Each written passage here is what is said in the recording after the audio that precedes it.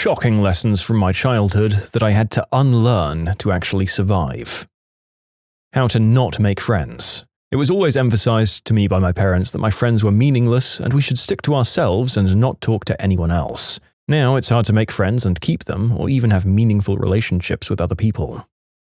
That you don't have to use your turn signal if there's no one behind you. Thanks, Mum. I got pulled over by a cop that was just sitting in his car on the side of the road and saw me do that. My mum doesn't use a turn signal for any reason at all. She even changes lanes without looking sometimes. So one time I bugged her about using the signal and she said she didn't want the other drivers to know where she was going. I too find my greatest advantage on the road is the element of surprise.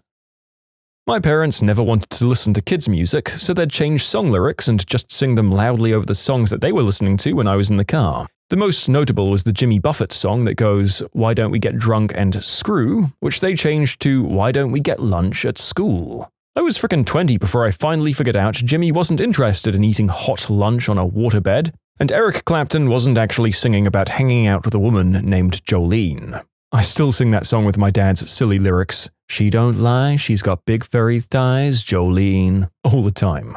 Update, my dad needed the internet to know the second verse of his child-friendly version of that song was, "Don't forget this fact, she's got a smelly butt crack, Jolene." Learned from my dad how to be non-confrontational because of his explosive anger. I've come to realize not everyone gets irrationally angry when you confront them, so I'm working on that. Both my parents would blow up at me when I opposed them. I don't think I realized before why I'm so non-confrontational. I'll be 41 years old this week. Thank you for this gift. Whatever happens, don't spend money. It was a frickin' breakthrough in therapy when I figured out that if I have a problem, I might be able to fix it by buying something I can afford. Then it's okay to buy things. That one's good to be taken with moderation, isn't it? I mean, yep, if it solves a problem and provides the best avenue, great. The problem is more when people buy things they don't need to solve something, or engage in mindless consumerism for a little dopamine hit on something that they won't use. But yeah, your folks might have done you a bit dirty there. My mother has a habit of talking about things like she's an expert. It wasn't until I hit my late teens that I realized she'd just make stuff up without having proven or factually read about anything. Also, she's really gullible when it comes to polite people in administration. I've learned to question everything. I built my own computer. I spent several weeks reading about them in my own time to learn how they work, because I'm genuinely interested in them and love to learn as much as I can. I've used them every day of my life, I've grown up around them, and I'm constantly explaining to Mom how things work. But sure, Mom, trust that one tech that came in 5 years ago who told you that Rosa's laptop was eating all the internet and left without doing anything. Default back to that explanation every single time it stops working. Yes, me turning off 3 of my monitors will speed it up for everybody, because you know how bandwidth works more than I do. I love my mum, but she wasn't and still isn't the most attentive housekeeper. I never really realized it until I was much older. I lived like a total slob for a long time. Then I met my ex, with whom I have a son. She was and is a frickin' cleanliness freak. It rubbed off though, because now I'm just as bad. I never realized how good having a very clean home is for your mental well-being. I've got the opposite problem. My mom is a total perfectionist when it comes to housework, and I had to train myself to think that it's okay to have some dust, some crumbs, and some clothes on the back of your chair. Having any kind of mess in my home made me feel anxious and a failure. I realized my mom kept the house the way she did because after she had met me, she never went back to work, and obsessive cleaning was how she directed her energy, or proved her worth. It wasn't healthy. It took decades to mostly denormalize emotional bullying and gaslighting. In my ignorance, I hurt many people I cared deeply for. I cry a lot realizing the people I hurt when I myself was hurting due to these things. We're better people by acknowledging it and trying to be better. If I was feeling down, then I'd better keep it to myself because nobody wanted to hear it. My parents always said it wasn't fair of me to be upset because other people had to live with it too. Cuts real deep when you're a sensitive person and always have been. I'm still trying to unlearn the unhealthy eating habits they taught me. I'm having to learn what a normal human portion size is. Eating 8 slices of homemade French toast slathered in butter and syrup is not a healthy life choice. My parents never told me to stop. To try to finish people's sentences. My mum would sometimes get lost or stuck in the middle of her sentence, so my sisters and I would finish the sentence for her, since we could usually guess what she was trying to say. But for most people, this would just be annoying. When I was a teenager and beginning to work real jobs, my parents told me to never take a pay rise if it put you in a higher tax bracket and wasn't a big enough difference to cover the increased tax rate. They didn't understand that when you move up a tax bracket, only the income in that bracket is taxed at the higher rate. They were convinced that if you moved up a tax bracket, then all of your income was taxed at the higher rate. I found a ton of people that actually think this. Not my parents, but my grandpa used to tell me that if I didn't step off an escalator quick enough, it would suck me under. I had an irrational fear of escalators for years. That if something breaks, that's it. You don't fix things in your house. Sink breaks? Brush teeth in the kitchen from now on. Especially never pay anyone to fix things. If you can reasonably fix things yourself, you should, but if you can't, hire someone. No sense in living with a bunch of jerry-rigged, half-fixed crap. My little sister was going to call the landlord because of her kitchen drawers being messed up. It took me 5 minutes with a screwdriver. I sincerely think most people lack the confidence to even try it. That or the clever little witch conned me into doing it as an excuse to feed me brownies. I love that woman. That it's normal to be a pack rat and have a messy house. I still get anxiety when getting rid of things I no longer use or clothes that no longer fit, but I've come a long way. Once my anxiety passes, I feel so relieved that I no longer have all this stuff I have to move around or find a spot for. I remember my aunt coming over back when I was a kid and sitting in the cleaned-up living room, just sort of looking at piles of things that I only realized were trash in retrospect. I remember she asked my mother, "Why do you keep all this stuff, like all of these old newspapers?" And she pointed to one of the many stacks of newspapers on the coffee table. And my mother grabbed one at random from the pile and flipped to a random page. "Because I haven't read them yet," she said. "See? Like this article. It could be important news." "Honey," my aunt said, "that newspaper is 7 years old. It doesn't matter if you read that article anymore." That you should always eat everything on your plate. This is something I still struggle with every day. It was so hard for me to learn that it's okay to have leftovers and that it's also okay for me to make less because I could always make more. When a boy is mean to you, it's because he likes you. So many girls I know, including myself, were taught this. It's incredibly damaging for both genders. There was a kid in my 3rd grade class that attacked me on 3 separate occasions. The final and worst one was when he pierced me in the stomach with a screwdriver on the playground. It didn't seriously injure me, but it was enough to break the skin. The school counselor seriously just sat me down and said that it's what boys do when they like girls. My dad pulled me out of school until the school expelled the kid. I don't know what was happening behind the scenes, but I do know that I was out for a good solid week. People less fortunate than us are not bad people. Actually, once I figured out that my old man was a hater, I did the opposite of what he did and my life worked out much better. Their whole idea was that if you weren't a doctor, engineer, or lawyer, then you were someone that lacked sophistication and weren't worthy of being respected. It was really shoved down our throats. Growing up in a religious South Asian family was such a frustrating experience. Oh God. If I was forced to only hang out with my friends of a certain income bracket, then honestly I think I'd lose most of my dearest ones, and the ones who are the most fun to hang out with. It's no wonder people who think like this tend to be so miserable. That nobody will help me when I need it, and that I'm not worth the resources, time, or love of other people. That everyone's jealous of me. My parents convinced me that I'd never get rejected romantically. Everyone wanted to be me, and that I was the smartest person in the room. I was proud of it for a little while until I failed my first test and had my first heartbreak. That I was hard to love. Casual racism and an F-ton of body image issues. That hamburgers were made from hamsters. The truth isn't much better, I guess. Cows are pretty cute.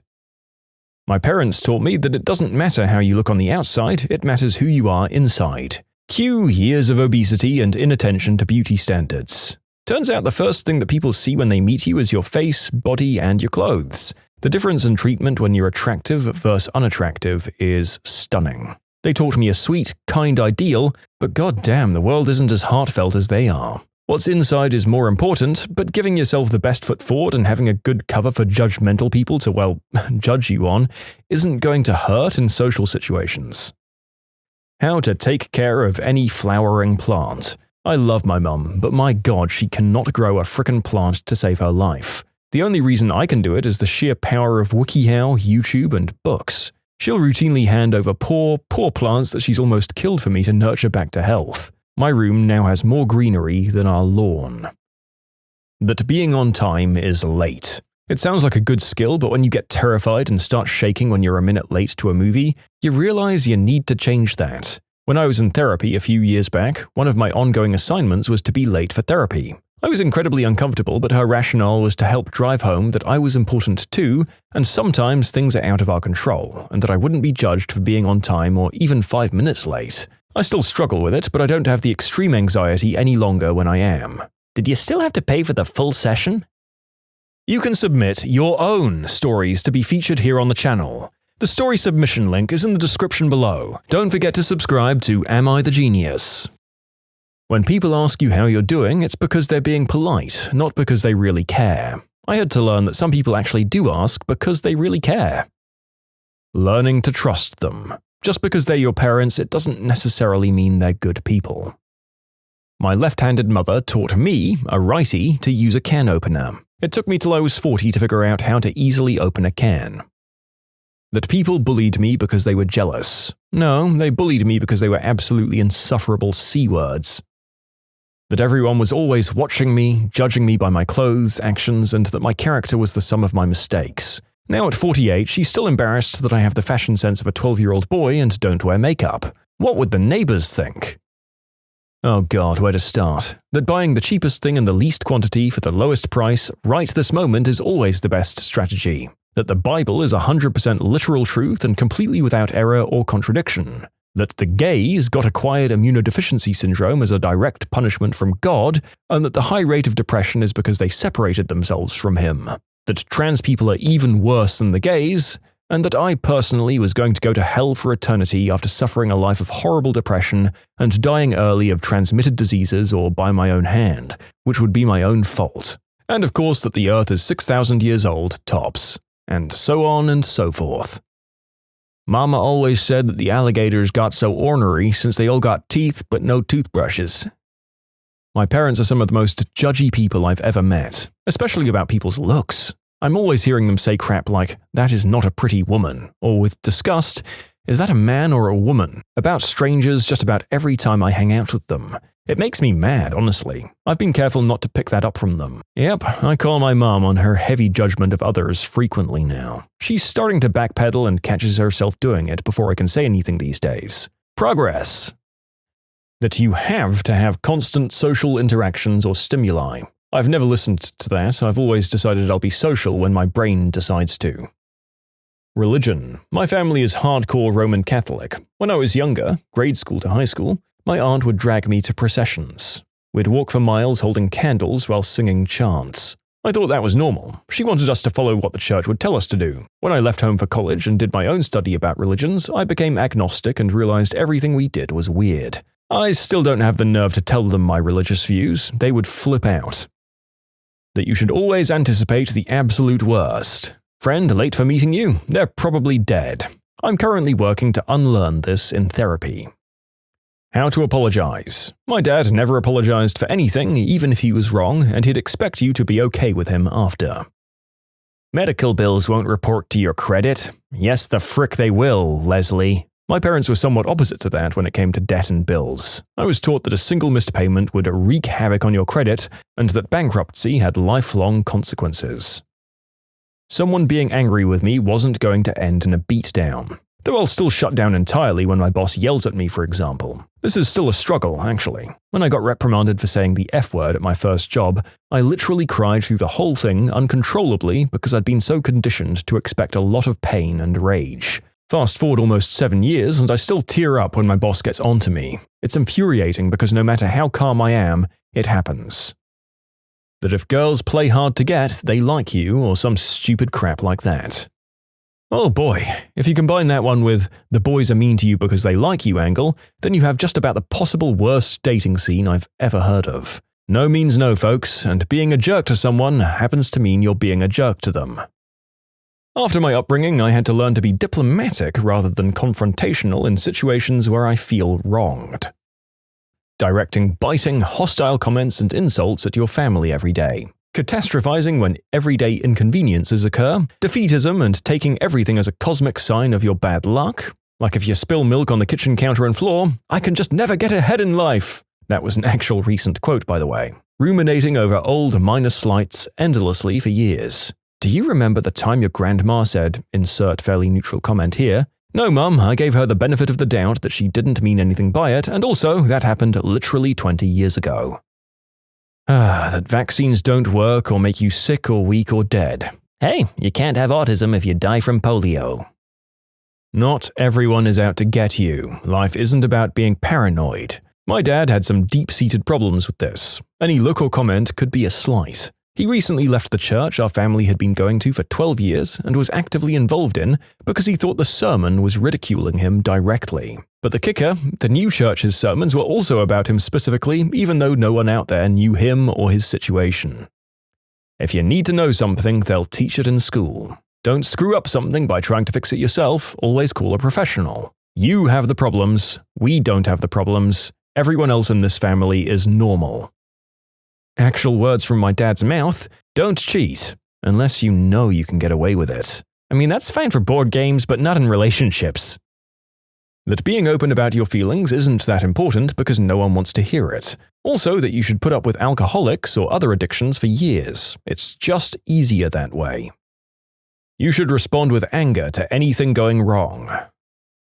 That cleaning the house every day is necessary in any way, shape, or form. My mum made me obsessed with this when I was a little kid, with sweeping and vacuuming all the time, and she made me feel bad growing up in my preteen years for not cleaning every day. Now it's pretty clear she has some kind of OCD, and I'm glad I stopped caring.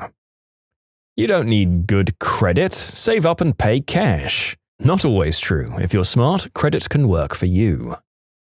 To live life on the fly. Treat every day like it's your last. It's a really crappy, selfish way to live, actually. If everyone treated each day like their last, it would be utter chaos. If I knew I'd die tomorrow, then I'd gamble my life savings and other stupid crap that would get me consequences. Not necessarily. I've often heard the advice to treat each day as it's your last means to appreciate life and not take it for granted. Yes, this can be applied in crappy or selfish ways, but I surmise that the people that would do that are crappy or selfish anyway, regardless of if they treated each day as if it were their last.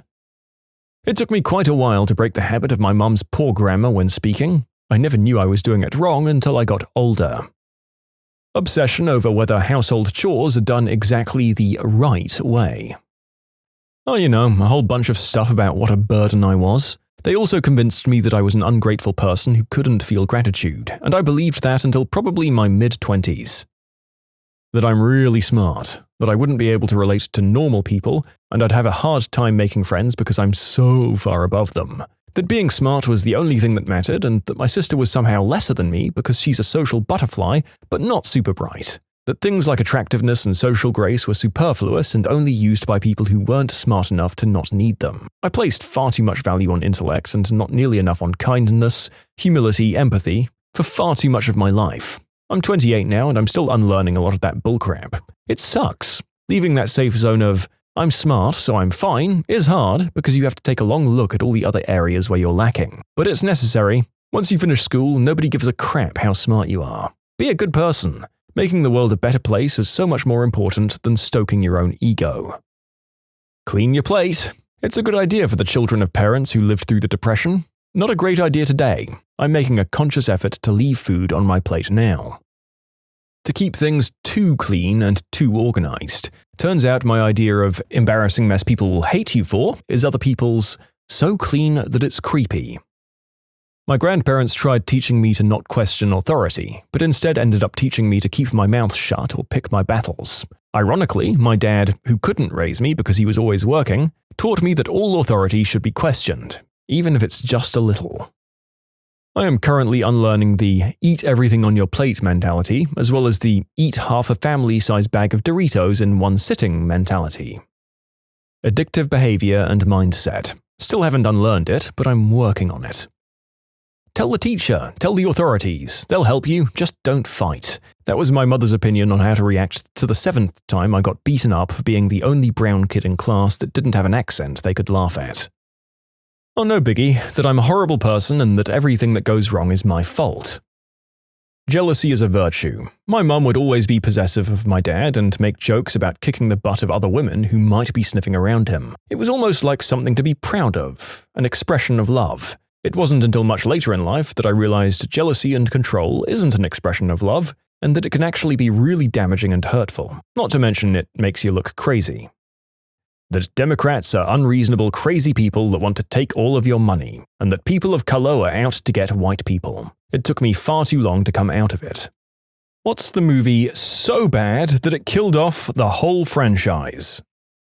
When The Cat in the Hat with Mike Myers was released, Dr. Seuss, or Theodore Geisel's wife, Audrey, was so disappointed and disgusted with how it turned out, she never approved of any more live-action adaptations. Subsequent films have now instead only used computer animation adaptations instead of live-action studio versions. It's a guilty pleasure movie for me. I love how gross and wacky it is, but I'm very aware that it deserves the legacy it got.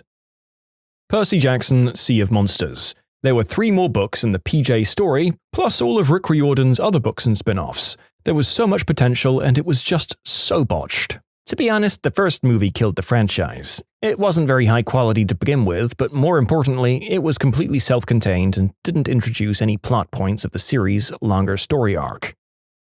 Disney's The Lone Ranger and John Carter were both supposed to be the first of a series, like Pirates of the Caribbean. I feel like Pirates of the Caribbean was supposed to be a one-off movie that ended so successfully they decided to turn it into a franchise. Savvy? The Inkheart book series was fantastic. I was very dissatisfied in the movie, the only shining light being Brendan Fraser as the main guy. Green Lantern. They had big plans for a sequel and a wide story arc, but because the movie bombed at the box office, all of that was scrapped. Allegiant, the movie after Divergent and Insurgent. The end of the Divergent series was never made into a movie because Allegiant turned out so badly. I think because Harry Potter split the last book into 2 movies, everyone around that time tried to do the same for a cash grab. I'm looking at you, Hunger Games. So they split the last book into 2 movies, then changed the last movie into a TV miniseries, but forgot to check with the cast first. Since it wasn't in their contract and they didn't want to do it, they bailed. To be fair, Book Allegiant ruined the franchise as well. I was excited for the expanded world building, but the character undevelopment destroyed the narrative and series for me. My god, I was mad at Artemis Fowl. I had just read the entire series. I didn't have high hopes in the first place because of Disney's track record of book adaptations, but somehow I was still disappointed. They changed everything around, had bad acting, which I blame the director for, and they left out the most important scenes. Eragon could have been epic. Over a year later, I'm still kind of mad they messed it up so badly. I'm still hoping they'll try again now that some years have passed and the general audience has forgotten about it.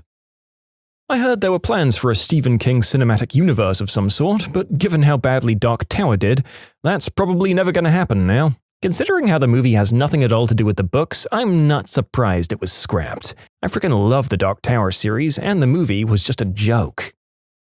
Fantastic Four. The 2005 version wasn't bad, but the 2015 remake, or Fant4stick, was awful. We'll see how the new one is. The Avatar: The Last Airbender film was terrible. When it came out, I saw it in theaters because I was, and still am, a big fan of Avatar: The Last Airbender series. The moment they produced Aang's name as Ong, I knew the movie was going to flop. I came out of the theater so unsatisfied. I've never tried to give The Last Airbender movie another try since then. John Carter lost a crapload of money and was supposed to be a giant trilogy, but the first one flopped out the gate, to the tune of losing somewhere around $200 million at the end of the day, making it one of the biggest bombs of all time. Nearly or mostly killed Taylor Kitsch's career too, though I have to point out he was supremely excellent as David Koresh in the miniseries Wacko, and everyone should watch if they never have. I mean, I actually really enjoyed the film for what it was, but yeah, the marketing around it sucked. By which I mean I don't remember there being any marketing whatsoever. Valerian and the City of a Thousand Planets. The most expensive indie film and most expensive European film of all time. More than a $200 million budget. And it barely broke even at the box office, probably netting a 9-figure loss when factoring in marketing and publicity costs. Neither Cara Delevingne nor Dane DeHaan have worked much since, though this was hardly the first franchise killer either of them have been involved with. Self-Deletion Squad for Delevingne and The Amazing Spider-Man 2 for DeHaan being the examples. Allegiant. It not only killed its franchise by cancelling its Part 2, it made Hollywood not even want to make young adult fiction novels into movies anymore, since the whole series boiled down the genre to such basic elements there was hardly any flavour to it. Percy Jackson. I know it came out with 2 movies, but the first was so detested by fans that the fandom collectively decided to pretend they don't exist. As a result, the second one failed miserably, and it was never picked up again despite being huge young adult movie material. Amazing Spider-Man 2. They had gigantic plans to spin off a gigantic Spider-Verse film out of that film, but it was such a muddled mess it brought it to a screeching halt. But hey, Spider-Man's back in the MCU, and Sony is trying to piggyback a Spider-Verse off of that, so it all worked out in the end. Queen of the Damned. Interview with the Vampire was amazing. 8 years later, they skipped the second book in the series and went straight to the third. I don't know why. The second book, The Vampire Lestat, was the best in the series. Maybe they couldn't get Tom Cruise to continue and just decided that would be the end of it. Then some idiot came up with the idea to do a crap job of Queen of the Damned and, well, the rest is history. Pacific Rim Uprising. The original Pacific Rim was the perfect kaiju movie in my opinion. I think that any sequel would have been ill-advised because the only way to really follow that would be more of the same, but bigger, and I don't think that's a sustainable formula. But what we got was even worse than that.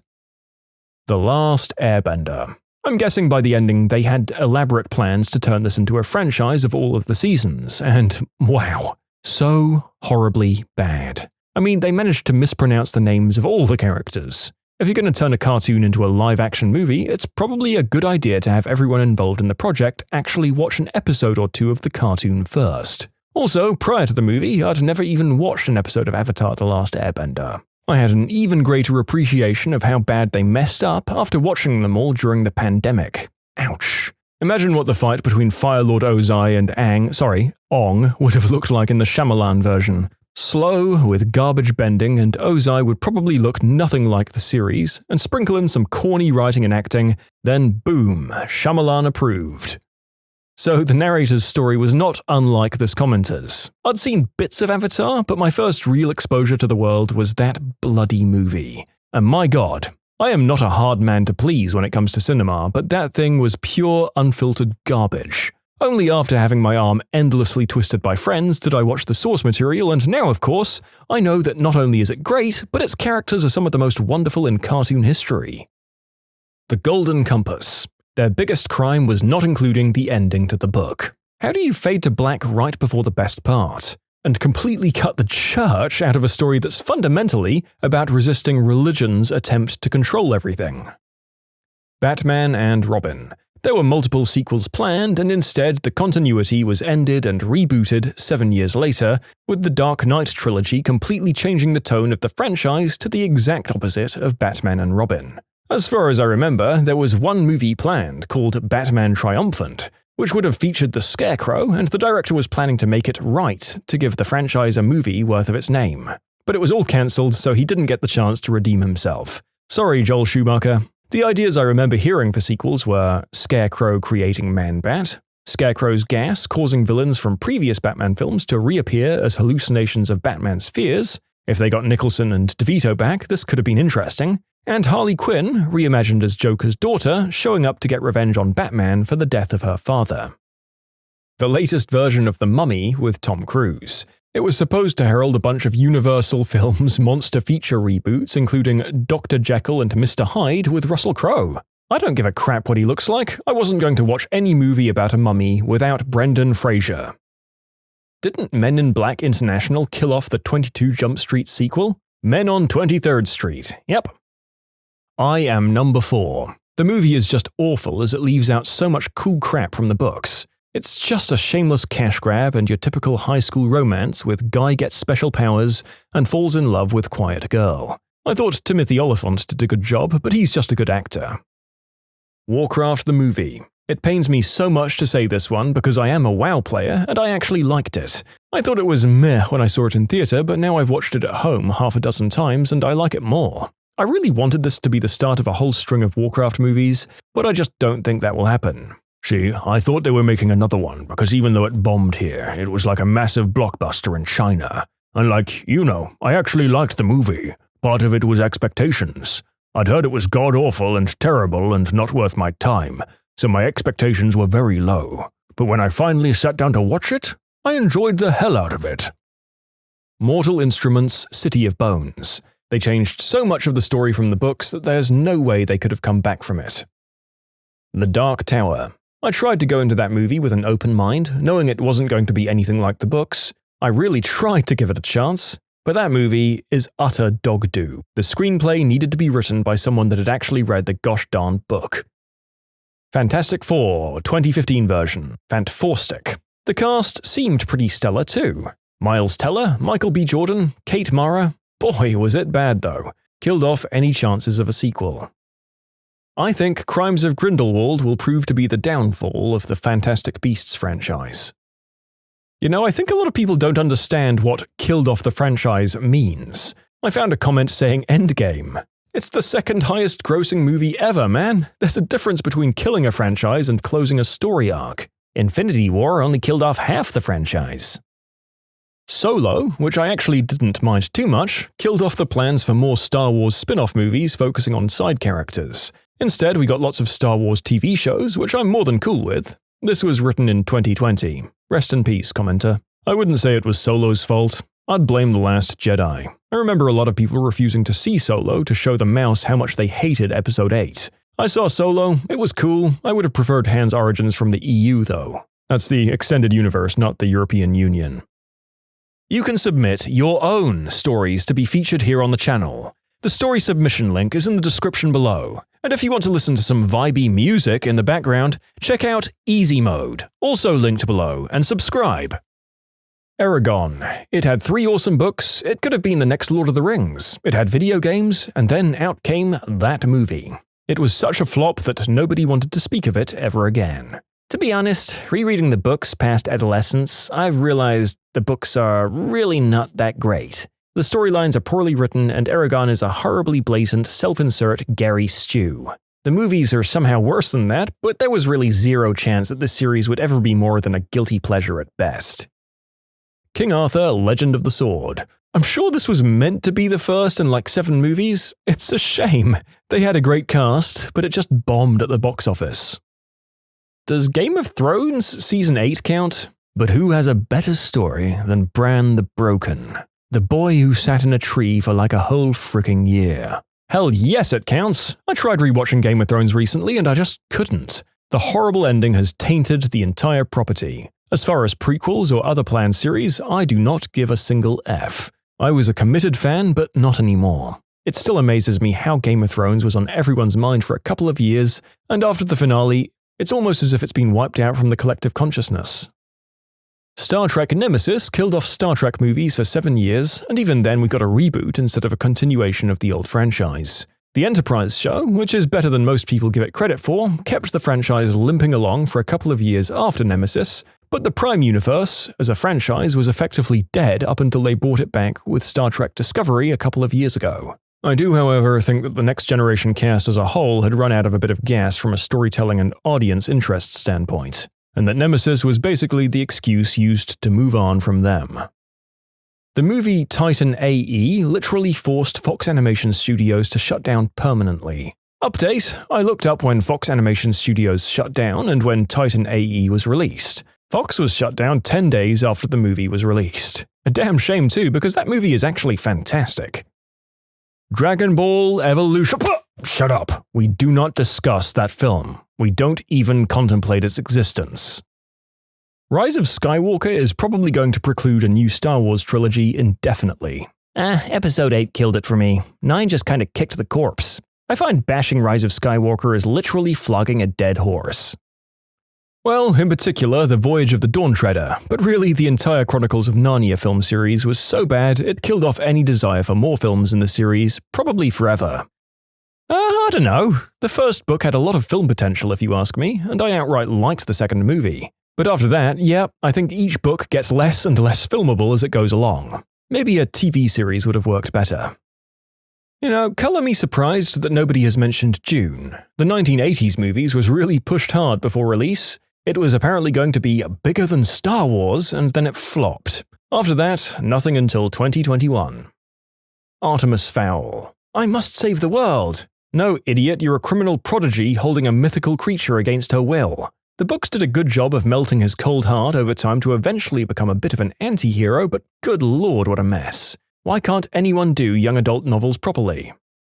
Grease 2, and disclaimer, it is my favorite Grease and among my favorite Lifetime movies. Hot on the heels of the success of Grease, more Grease films were ordered. The production was a total crapshoot, the film was literally still being written as it was filming, there were cast issues, it flopped, and as a result, a potential plan for Greases 3 through 5 was scrapped. Bonus, years later those scripts were reworked and became another successful franchise, High School Musical. Any movie after Terminator 2 and the Terminator franchise. Look, I know I'm in the minority, but I didn't hate Terminator 3. It had some good elements, but they should have just gotten Cameron and Hamilton back to sew up the franchise. And then it just stopped. Could have been the greatest sci-fi trilogy ever, instead it's more like The Grandfather. First two awesome, third was a disappointment, and then trash. The Man from U.N.C.L.E. Fantastic movie, and it had the setup for more sequels. It just didn't get the viewership it needed. Also, everything happening with Armie Hammer in 2021. I think it's safe to say the plans for a sequel have finished for good.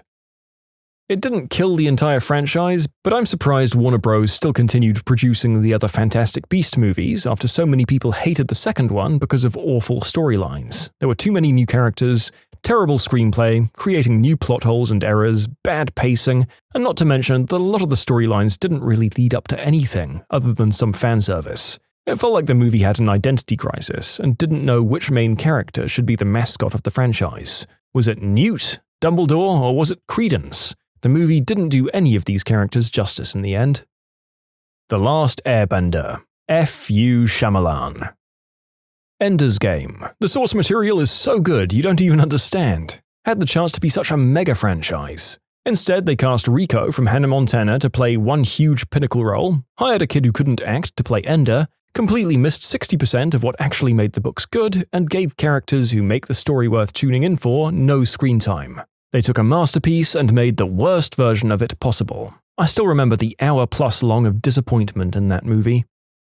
Solo. I've heard it's actually pretty good, but from what I remember, Disney did a real bad job of promoting it, combined with the recent backlash from The Last Jedi, and the fact that it was sandwiched in between Infinity War and Deadpool 2, meant it was basically destined to flop, and Star Wars hasn't since been able to really recover movie-wise. In fact, I'm pretty sure it's what convinced Lucasfilm to make the Obi-Wan adaptation a show instead of a movie.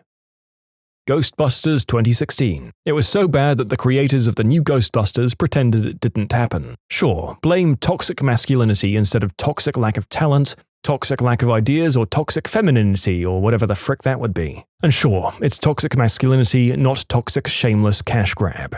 Now that I think about it, didn't actors and producers try to use toxic masculinity bullcrap to guilt-trip viewers for not liking the movie? If only they'd actually, written a script for it. Instead, they just had the actors ad-lib everything and try to get it in editing. Even the original Ghostbusters would have sucked if all they did was put Bill Murray, Dan Aykroyd, and Harold Ramis in a scene and told them to make crap up as they went. Are you talking about the all-woman movie? I avoided watching it until recently, and to be honest, I'm not really sure it deserved all the hate it got. As a standalone movie, it's pretty good. I'm not a huge fan of Leslie Jones in her role. That was my only major issue. Chris Hemsworth as the ditzy man-meat secretary was hilariously good casting. I'd say that if people haven't seen it, give it a shot. They won't be making any direct sequels, but it's good for a laugh. The remake of RoboCop was absolutely terrible. They made it PG-13. That right there was the first sign it was going to be crap. They tried a PG-13 RoboCop already, and RoboCop 3 will be streets ahead of the remake. Predator 2018 should have killed the franchise for a bit. Luckily, it didn't. X-Men Dark Phoenix. Should have stopped at Logan, man. The Mummy with Tom Cruise. It was supposed to start a whole universe, the Dark Universe, with Mummy, Dracula, a couple of the others. But it flopped, and it took the whole universe with it. Titanic. They foolishly sunk the ship and killed off the male lead. Yeah, they really could have written what happened to that boat better. I mean, that's the great thing about fiction. You can make anything you want happen. I say in the inevitable reboot, we make the boat turn into a transformer and blast off into the sky, saving everyone. Pirates of the Caribbean, Dead Men Tell No Tales seems like one. I know they haven't come out with any other movies after that, but I probably won't watch them even if they do. Must have watched the first 3 movies more than 10 times each. But Stranger Tides semi-killed it, and Dead Men Tell No Tales was the final nail in the coffin. Wonder Woman 1984. What a load of steaming garbage. Curse the damage you did to Pedro Pascal's career. Maze Runner 2. The first concept was really cool, but they just randomly changed it into a zombie movie? I like those, but please, keep them separate. Back in the early 2000s, I recall a whole string of attempted youth and young adult novel adaptations that sucked so hard there were never sequels. Eragon. In my opinion, the source material was already pretty meh, but the studio went full awful on it, bungling the story, maybe to avoid an angry letter from George Lucas, and trying to rely on cheesy effects. A series of unfortunate events. They tried shoving 3 books into a single movie, plus a dumb murder plot that wasn't in the books, rushing through it all with barely a plot while hoping one famous actor would carry the entire film. Thank goodness for the Netflix show. Cirque de Freak. A modern vampire young adult novel that was okay, and then there was this cheesy B-movie of the first book and the second book mashed together. Weirdly cast and directed, it didn't really seem like anyone making the film expected there to be a sequel. And there's others, I'm sure. Alien Covenant. There were supposed to be more prequels that brought us to the original Alien, but alas, it bombed. I hear there's a TV show in the works. It's too big of a franchise to actually kill, but the prequel series is cancelled. In some alternate world somewhere, the correct answer is The Fast and the Furious. Jaws the Revenge killed the entire Jaws series abruptly and got 0% on Rotten Tomatoes. Eragon, one of the most successful New Age fantasy series ever, and the directors hamstrung it in every way possible. At one point, the author was asked if he wanted to see a sequel, and he said he was still waiting on the first book to be made into a movie. I should repeat, this comment was written in 2021. I think Indiana Jones and the Crystal Skull put an end to the Indiana Jones movies. Even though they were trying to pass the torch to Shia LaBeouf, I think he dropped it. I can't understand how the director could review that horrible Tarzan scene and say, "Yep, this goes in the final cut." Every Hellraiser after the third one. The first was amazing. Second, pretty good. Third, tolerable only because of certain scenes. After that, complete crap show. Highlander. Queen did Who Wants to Live Forever for the first one, and it got good reviews. The second and third were terrible. According to my dad, who watched it in theaters, he told the people lining up for the next showing the whole story because he didn't want people to go through the pain he went through. What insane crimes or crazy people happen at the night shift in your convenience store? I had a drunk guy come in fully clothed. He walked in for around a minute, stood in place for a minute, and then headed to the bathroom. When he came out, he was wearing nothing but his t-shirt. He left the store freebirding into the 3-degree weather. Never saw that guy again. A friend of mine found out during a robbery that the emergency button under the counter actually just locks you in the store with a now panicking armed robber. His boss later told him it was to prevent people from getting away. I mean, it did also put in a call to the alarm company, who eventually called the police, but for a good 25 minutes he really thought he was going to die in there. That sounds like a massive liability for the store. Most places tell their employees to cooperate. Cash can be replaced, lives can't. Worked overnight at a Quick Trip for 2.5 years. So many drunks. People who'd go number 2 or throw up all over the bathroom. Had another guy throw up from the middle of the store near the candy aisle all the way to the front door. Impressive, really. Had another guy fall down and break the roller grill. And one more guy threatened to unalive and then F me because his food stamp card declined. And there's some others that didn't happen on my shift, but there was apparently this one regular who'd come in and tell everyone that she was my aunt and flip out over the most trivial crap. She threw a major temper tantrum one night and it took 4 cops to take her down. There was also the one coworker who'd get plastered on her nights off at the bar next door and draw male anatomy on her coworker's car. Alright, that last one was me. Oh boy, do I have a good one. So I worked at this gas station that constantly got robbed. One night it was me and this woman, and we were dealing with a couple of customers, when these 2 guys walk in, grab 4 suitcases of beer, and walk out the door. They were so slick about it that we almost didn't notice. They peeled out from the parking lot in an old white Ford F-150. So we called the cops, gave them our statements, and went on with our lives. Maybe 2 hours later, we see an old white Ford F-150 tearing down the street followed by frickin' 9 cop cars. We're like, holy crap, Maybe 15 minutes later, we see that same old white F-150 tearing down the street going the other way, followed by 14 cop cars. That's not an exaggeration, I counted them.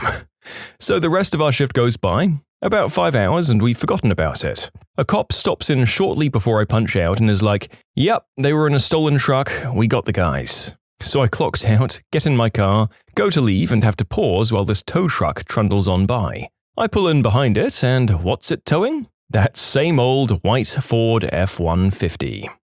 Pretty cool that you got to witness the beginning, middle, and end of a low-stakes GTA heist, to be honest. The cops and robbers Benny Hilling back and forth in front of the station could have been great if you had the security footage and yakety sax at hand. I once saw a man come in, stare at me for a few minutes, walk into the soda aisle, and slowly pour a 2-liter bottle of Sprite down his pants. Then he left. I had a guy take too much smack in the bathroom at the gas station I worked at once, but that was at like noon, so I guess it doesn't count. On New Year's Eve 2012, a guy came into the store I was working at, super drunk while I was cleaning, and I assumed he didn't buy anything and left, until about an hour later when I found him asleep in the candy aisle. It all started when a guy no-called, no-showed again. I get called in so that another guy doesn't have to work 24 straight hours. It goes well, I'm tired, counting cash at 4 a.m., and all of a sudden I hear a loud noise behind me. Then the rack of cigarettes behind me rains down like a waterfall. Once the cigarettes stopped, I brushed them off me, used colourful language to ask what was happening, to myself but out loud, and went to check outside. There was a Jeep pulled right back into the wall. I asked if the driver was okay, and she was, but I hear through her phone that wasn't even on speakerphone, "How the frick did you crash into a 7-Eleven?" So I called the cops and the owner, and it all gets worked out. But when the cops arrived, they first laughed, then breathalyzed and alphabet tested the woman to see if she was drunk. She was not, just a tired or crappy driver. I'm betting crappy based on the phone call I overheard. The owner trusted me from then on, as I ended up handling the initial insurance portion and regional manager pictures of the damage. The customers were impressed that I didn't crap my pants when it happened, and I've got the story now. While working an overnight shift at McDonald's, I once watched a guy go through the drive-thru in reverse because his window was stuck and he refused to open his door. We had a regular customer nicknamed Spoody, who was a shell-shocked Vietnam vet. He came in once and gave me $600 and just said, "Hold on to that for me, I might need it one day." I found out later they kept an envelope in the safe for him to make deposits into because his daughter would steal his disability checks. Another day, Spoody came in with a dirty, mangy-looking Spitz, and he goes and gets a mop bucket and a big jug of Mop and Glow and goes outside. He ties the dog up to the spigot near the entrance of the store, fills up the bucket, and gets some good suds going, and then dumps it on the dog. The dog proceeds to attack him and bites him up pretty bad, and Spoody just bails and runs off. Meanwhile, the dog is tied up in front and mad as heck, and nobody could get in or out. We had to finally call animal control. They get there, accidentally unleash him, and the dog attacked one of the catchers and then ran off, presumably to find Spoody. Legend has it that that dog is still chasing Spoody. Not super crazy, but a few years ago I worked third shift at Walgreens. I was working and noticed a car in the parking lot with its lights on. I didn't think too much of it. An hour or two later, they were still there, so I told my manager. We went out to investigate, we're not supposed to do this, and noticed the car had a lot of damage on the driver's side of the car, and the driver was passed out on the steering wheel. We knocked on the window, and they woke up and were clearly wasted, and we noticed that there was a kid in a child's seat in the back. Long story short, we called the cops, and they gave them a sobriety test and arrested them. Saw their mugshot on the local newspaper website a few days later. I worked, briefly, at a gas station convenience store. The owner of the gas station, my boss, when he tends the store, just sits in the back room doing whatever, while he has his German Shepherd chill near the cash register. He somehow trained him to bark 3 times whenever a customer comes up to the cash register to pay. My boss will then hear the 3 barks and walk out of his back room to tend to the customer. The dog only does it for my boss though, but not for me or any of his other workers. That dog also pees into the toilet bowl by standing on the toilet seat. While my crew and I were on break, sitting on the loading dock at our grocery store, we witnessed a very drunk man coming from the recently closed bar try to steal a Christmas tree from our parking lot. We let him get about 20 feet with it, which took him a good 10 minutes, before yelling at him and scaring the crap out of him. At a Missouri-based convenience store, we had a guy in our parking lot doing what looked to be Tai Chi at 1 in the morning. He'd do the motions, then kickflip off the side of the building and go back to doing the motions. We told him he needed to stop doing that. He goes to the pumps, takes the nozzle off, buzzes for inside pay, chooses a grade of fuel and splashes it in his mouth. He spits it out, chooses another grade and does it again. This is the point where we called the cops. After he was done mouthwashing with fuel, he comes in and just starts loading up with bags of chips, candy bars, a single 12-ounce Bud Light from a six-pack. Half of that stuff was opened up while he was doing it. Cop gets there and tells the guy he needs to pay and then puts him in the back of his car. Word from the cop the next day was that he was an extremely disturbed individual and he was admitted to a mental ward. Creepy as heck. That was by far the weirdest. I've had a 45-year-old drunk lady very forcefully hit on me, people taking deuces in the bathroom and playing finger paint all over the walls as well. I had one idiot, one time, that stuffed a six-pack down his pants, walked down the aisle, dropped it on accident and had 5 cans drop and just roll away, and he walked out the door. By far the most disgusting was someone placing the 2 plungers in the bathroom on adjacent walls and balancing a little turd on each of them. I just couldn't put my head around that one. And this last one isn't mine, but down the road at a competing convenience store, they had a guy one night come in, sit down at one of their tables, and fillet himself from ear to ear. Even hearing that story still bothers me. Okay, with that final one, I think you win the award for the most disturbing stories so far. Your prize is, well, a whole bunch of regrets about your part-time job in college and nothing else. Sorry. But in fairness, that is a pretty normal way to feel about the things we do for a living at that time of our lives. Probably way too late to get in on this, but I used to work on Bourbon Street, got loads of stories. Once found a gat in the urinal while a guy was fighting with one of our shot girls. I take a moment, hide the gat, carefully, and ask my boss about it. He points to the guy, who has an empty holster. Then had a guy pick up a girl from the restroom because I am leaving right now. Except she was still using the bathroom. You never want to be the guy with the mop on Bourbon Street. Also watched another guy argue with a cop about football or something. He started getting mad and then he hit the fudging cop in the jaw. One of the bouncers from down the street walked up and grabbed the guy while like a billion cops came from God knows where. And finally, the frickin' working girl walking up to me with some powder and asking me if I could tell whether or not it was white snow. It was crushed Smarties, by the way. You can submit your own stories to be featured here on the channel. The story submission link is in the description below. And if you want to listen to some vibey music in the background, check out easymode, also linked below, and subscribe. I had a guy come into the gas station where I was working about a year ago. Obviously on something, but I have a lot of regulars that are addicts, and most of them aren't violent, they're just weird. So he wanders around the aisle, occasionally looking over and staring at me for like 10 seconds or so each time. After the final customer leaves, he comes up and pulls out a tiny little pocket knife, the Swiss Army knife kind.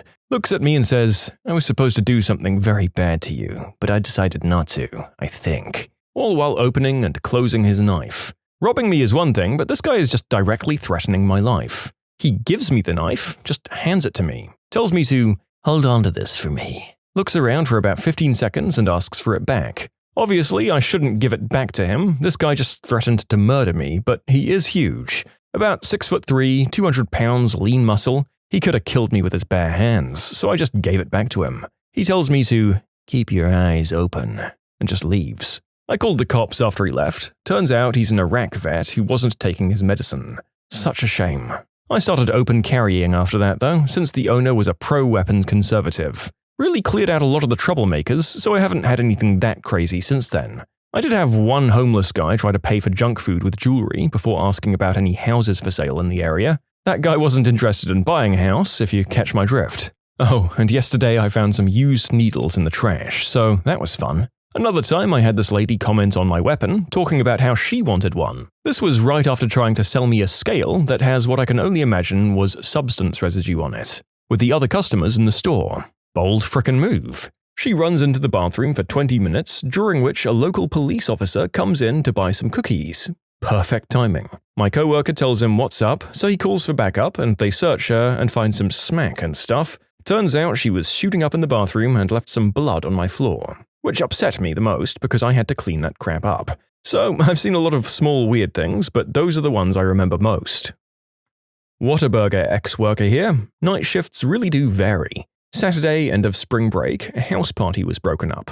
All the kids came to the Whataburger all of a sudden. I saw the Snapchat videos of the cops breaking it up. These kids thought the corner table was a good rolling table for doobies. At the end of the shift, I saw the same cops that were in the Snapchat videos. I told them the party they broke up just rolled through here, and they laughed. There was another 4th of July. I did a 10 p.m. shift to 5 p.m. There were loads of green herb hippies, drunk people. It was busy. I love the chaos of drunk people. This one guy tried to just walk behind the counter. And then there was New Year's Eve. It was jam-packed, our manager gave us beads to wear for, quote, a morale boost, and some drunk lady thought we earned them like they do at Mardi Gras. I said no. I lied to her saying we danced for them. So of course she wants the shiny beads. I told her I did a little teapot dance for them. She drunkenly did the dance in the lobby. I said it wasn't good enough, so she huffed and sat down. My manager thought it was pretty funny. All in all, pretty sane for a Whataburger. I ruled the diner and kept it in check. I worked a 24-hour BP garage. We had an old creepy Russian bloke, no English and cheap tracksuit, walk in at about 1 a.m. He bought something and I thought he was stroking himself through his trousers while I served him, until after he left when we noticed a puddle on the floor. Turns out he had peed all over the place while standing at the till. Not a fun one to clean up after. This happened in '96 at a store in Live Oak, Florida called Suwanee Swifty. We were located on Walker Avenue, which at the time was referred to as Smack Alley. On Friday and Saturday nights, we'd have a huge number of cars in the parking lot and lots of shoplifting, people taking substances and getting drunk in the lot as well. I'd already had to call 911 on a heart attack in the bathroom and 2 others in the parking lot at different times during my career there. Anyway, I was working the store alone and was at the tail end of a double shift that was turning into a triple. I'd been there since 5 a.m. and it was coming up on 1 a.m., and my relief, which happened that night to be my manager, called in drunk and said I'd have to stay till 5 when the next morning shift came in. I was mad as hell, and I could see people just openly stealing stuff and basically daring me to say anything about it. One of the workers came in from a different location and told me to just shut down for the night. I tried asking people to leave, but they wouldn't. I had maybe 40 people in the store by then. Finally, I called the cops and then got up on the counter and made the announcement that cops were on their way. Everyone had about 3 minutes to take whatever they wanted and get the F out. It took about 3 minutes to clear us out of every case of beer and every 40 of malt liquor, not to mention most of the bread and beef jerky and even the big jar of pickled eggs and pig's feet we kept on the counter. When the last person left, I put a chain and padlock on the door and went home. The next day I came by at lunchtime and police and insurance people were there along with the still drunk manager who showed up hours late for the morning shift and had no idea what was going on. I asked if I was on the schedule for the week and she just slowly shook her head and told me to get out. Honestly, I don't know why anyone would want to work that job if it really was just such a hive of scum and villainy. If people will just that openly steal stuff, then you're probably lucky nobody ever got violent there. Screw that. Maybe I should thank my lucky stars that all of my jobs were in restaurants. Not a convenience store story, but for a while I was a manager at a seedy dive bar in a dodgy strip. We were open from 9 a.m. to 5 a.m. and would get all sorts of people in. One morning, a woman orders 3 drinks and 3 meals. She looked a bit out of it, but we'd get a lot of people coming off night shifts, so didn't think much of it. She proceeds to sit at one of our 4 outdoor tables, downs 3 glasses of cheap wine, and when her meal comes, she starts feeding the nearby pigeons, tearing her schnitzels with her hands and just dropping them. She then escalated to chewing her food and spitting it at the ground, quickly attracting loads of birds, so I politely requested that she stop feeding the birds. She acts really affronted, like I was the weirdo, but says she'll stop feeding them. When I turned to walk back inside, she screams, "I'll frickin' drag you to the car park and stab you in the throat with a screwdriver, you C-word." Lucky, the cop shop is opposite the bar, and they didn't take long to respond, but it did take 4 cops to subdue her. I have a number of stories from when I worked the graveyard shift at a Stuckey's a couple of years back. I kept a blog at the time, so I can copy a few of them onto here. There was a car containing a man and a woman stopping in front of the store. The woman got out, came in, and asked for some rubber male contraceptives. As I was directing her to them, which was taking longer than it should have as she was fairly dim-witted and drunk, she looked out of the window and freaked out. The guy she'd come here with had driven off without her, and he had her phone and purse. She used the store phone to call the police on him and to call her brother for a ride, while insisting that the guy is either going back to jail or gone get smashed by her brother, or possibly both. Her brother never showed up, but she eventually convinced another customer to give her a ride by giving him $3 for gas and saying that she needed help to beat the F out of her baby daddy. Another night, someone stole all of the urinal cakes out of the urinals. Tasty. Then there was the following conversation. I was ringing up a policewoman's purchases when this guy comes in from outside. He says to the cop, "Well, hey, I haven't seen you in ages. How have you been?" Cop goes, "Fine. You?" "Oh, I've been all right. I thought they were about to call you at the Waffle House next door." "Oh, why's that?" "Yeah, they brought out my steak and it weren't even an inch thick and hardly 4 inches long." This was followed by 30 seconds or so of incoherent redneck speech, something about to-go plates, and then something about his wife, and something about saran wrap. "Oh hey, that intersection over there, is it illegal to make a U-turn?" Only if it's marked." "Thanks, 'cause…" Another rambling dialogue of incoherence. The guy then leaves. I said, "What?" The cop turned to me and said, "I have no clue. I do not know that guy." Did he say that he flipped out at Waffle House because his steak was too small? Yep. This is a direct quote from another customer, apropos of nothing, regarding the woman he came in with. "I should just leave her by the side of the road. I'd done my first wife like that." There was the time a customer tried to use his house key as an ID. He was definitely on something. And another tried to use a DUI citation. He wasn't on something. One regular customer seemed to earnestly believe that I knew how to help him with his problems, and would constantly ask me for advice. His problems seemed to all center around people in black who make trouble for him every city he visits by putting the works of the devil on him. I wasn't really able to come up with any helpful solutions for him. There was the time a drunk driver got into a car accident just outside the store, calmly exited his heavily damaged car, and came in to buy some Aleve and a drink. All while cops outside were trying to figure out where the driver had gone. There was a man who must have been somewhere north of 60 wandering into the store shirtless, showing off his chest ring and Third Reich tattoo.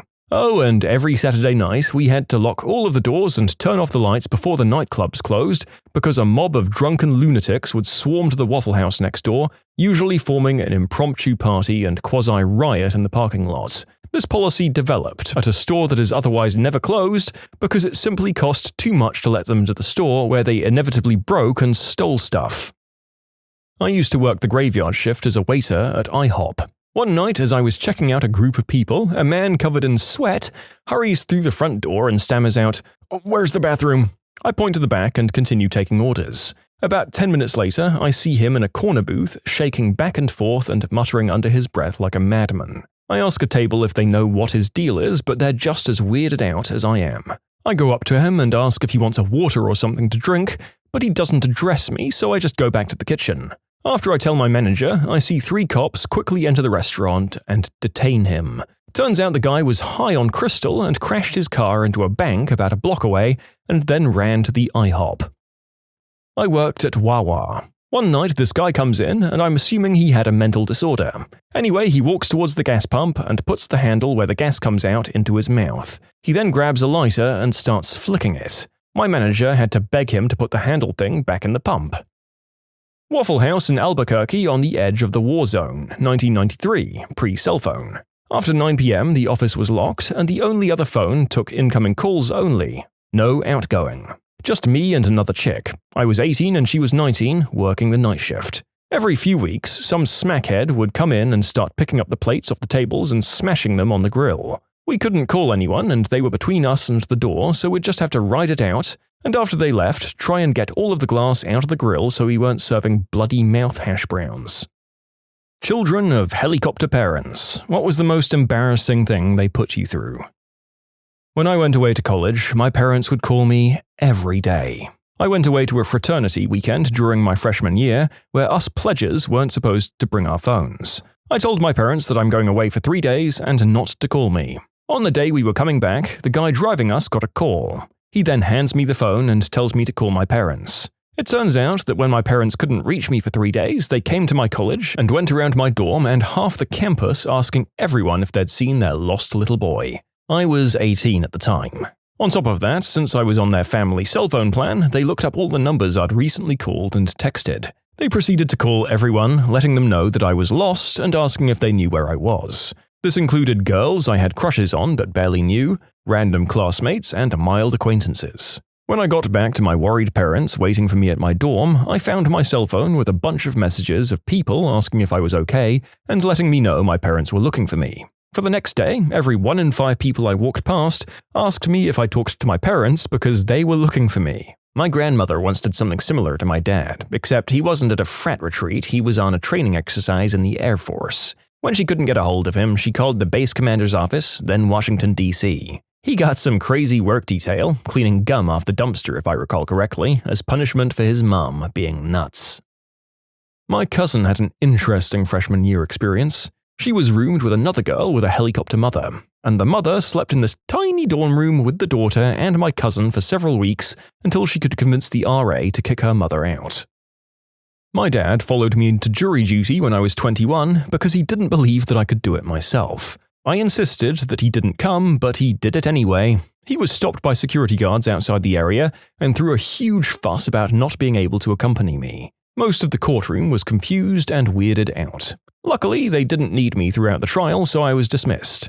There's a lot more weird crap that my dad does, but this one stood out to me when I first read this post. Does he not understand how jury duty works? Helicopter parents don't understand how a lot of things work. Yes, indeed. Why would a brain incapable of grasping the concept of their offspring's adulthood or independence be sophisticated enough to get other facts of life straight? It's been a while since I've done a helicopter parent video. Looking forward to jumping into some real denial and inability to let go.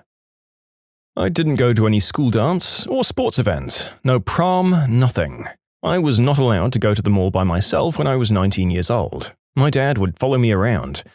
He'd walk about 5 feet behind me. When I was 20, I said I was going to get a cell phone and got into a big fight with my parents because they didn't want me to have one. I'd been working since 15 and was going to pay for it myself. I couldn't lock the door to my bedroom, or the bathroom, even in my early 20s. Moving out was the best thing ever. I remember when I was 12 or so, my mum, little sister, who was 7 at the time, and I went to Costco to do some shopping. My dad showed up dressed as a clown. He used to dress up for birthday parties, and followed me and my little sister around honking his clown horn in our ears, yelling to all the guys that he was our dad. He still shows up at my work and tells my coworkers to tell him that my daddy is here to see me. I'm 31.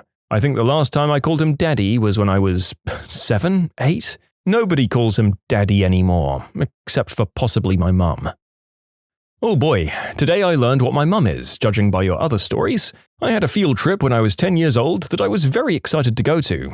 The morning of my field trip, my grandma picks up a call from the school saying that the trip is cancelled. I was delighted by the fact that I could play video games all day, but disheartened at the fact that I missed out on my field trip. Next day comes and I go into class. I remember asking the professor, "When are we going on the field trip since it was cancelled yesterday?" And the professor just looks at me with this puzzled face as if I was stupid or something. I end up finding out that my mum called my grandma and told her to act as if the school had called her and pretend that the school cancelled the trip.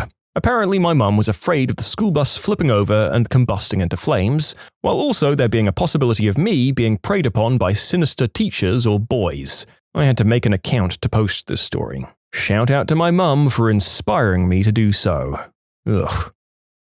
I work in an ER and I get sick and tired of helicopter parents bringing their offspring in for ridiculous reasons. Like he got a nosebleed a week ago and again today. She's been having foot pain after PE. Stuff like that. The worst are the parents that bring their 18 years or older kids into the ER because they want them substance tested. I love turning to the legal adult in front of me and asking, "Do you consent to this?" The parent normally turns beet red and starts yelling at me about how they're the parent and they pay the insurance, yada yada yada. At which point I remind them their precious child is now an adult and without their child's express consent, I can't perform any tests on them. I've seen more than my fair share of light bulbs go off over the kid's head and them flat out refuse all lab work. I tell them, "Alright, you heard them, I can't do anything." This normally ends up in a call to our hospital administrator, who'll tell them the same thing. I'm also not allowed to give out any information over the phone, as I cannot verify you're the legal guardian, nor in the room without express permission. It's fun to watch people's veins throb when they can't get their way. My uncle hired a private investigator to follow my cousin to see if she had a boyfriend. She was 21 years old at the time. When I was engaged to my now husband, I was given many long lectures by my parents about how I couldn't lean my head on his shoulder or ever be alone with him because it would lead to him having uncontrollable urges, which would then lead to him committing the unspeakable act on me, and it would be my fault for working him up. These lectures became daily and increased in absurdity. I'm glad my husband was able to stick it out. Things are much better now that I live with him on the other side of the country. Okay, I'm seeing a lot of comments about my dad maybe thinking my boyfriend would do these things because he did them to my mum. The thing is, my parents actually have a happy marriage, so I'm sure that's not the case. However, once I was married, I did get lectures about how men have high libidos and I was not supposed to turn my husband down, since doing so would give him no choice but to stray. Same exact idea as above with the same blame. Well, awful. I'm not sure that I'd consider that grape since there is consent given by the woman, even if it is a consent that's there from brainwashing. Still, it's awful and unhealthy. Also, these ideas were coming from both my parents and they were in agreement. It wasn't just from my dad. I wasn't allowed to hang out with girls when I was younger, and one day I was at the school park with some of my friends, and there were a couple of girls there too. My mum called me on the phone to ask who I was hanging out with. I only mentioned my male friends. Well, apparently my mum was spying on me with binoculars. The park was just a few blocks from my house. As soon as she saw the girls, she drove to the park, got out and made a big scene about it in front of everyone, and made me go home. That probably wasn't even the most embarrassing thing she's put me through, to be honest. There have been countless other situations. My buddy had the worst helicopter mum. We were going to college 3 hours away from his hometown and ended up at a random after-bar party with people we just met that night. His mum showed up, no idea how she found us, walked in and grabbed him by the ear and dragged him out to her car. She then proceeded to drive back to our hometown. The next day, she made him get a ride back to college with his former high school sweetheart that he had recently broken up with. She had done all of this because Mum didn't approve of the breakup. It was probably a phone tracking thing. Pretty sure he's still on the family plan at the time. He's now married to a woman who is, in my opinion, also rather controlling. Oedipus is real. Ew, you've just reminded me of that somewhat humorous bit in the otherwise meh It Chapter 2 movie, where you find out that Eddie is married to someone virtually identical in appearance and temperament to his controlling, hypochondriac mother. Gross, but a somewhat funny callback for fans of the first movie.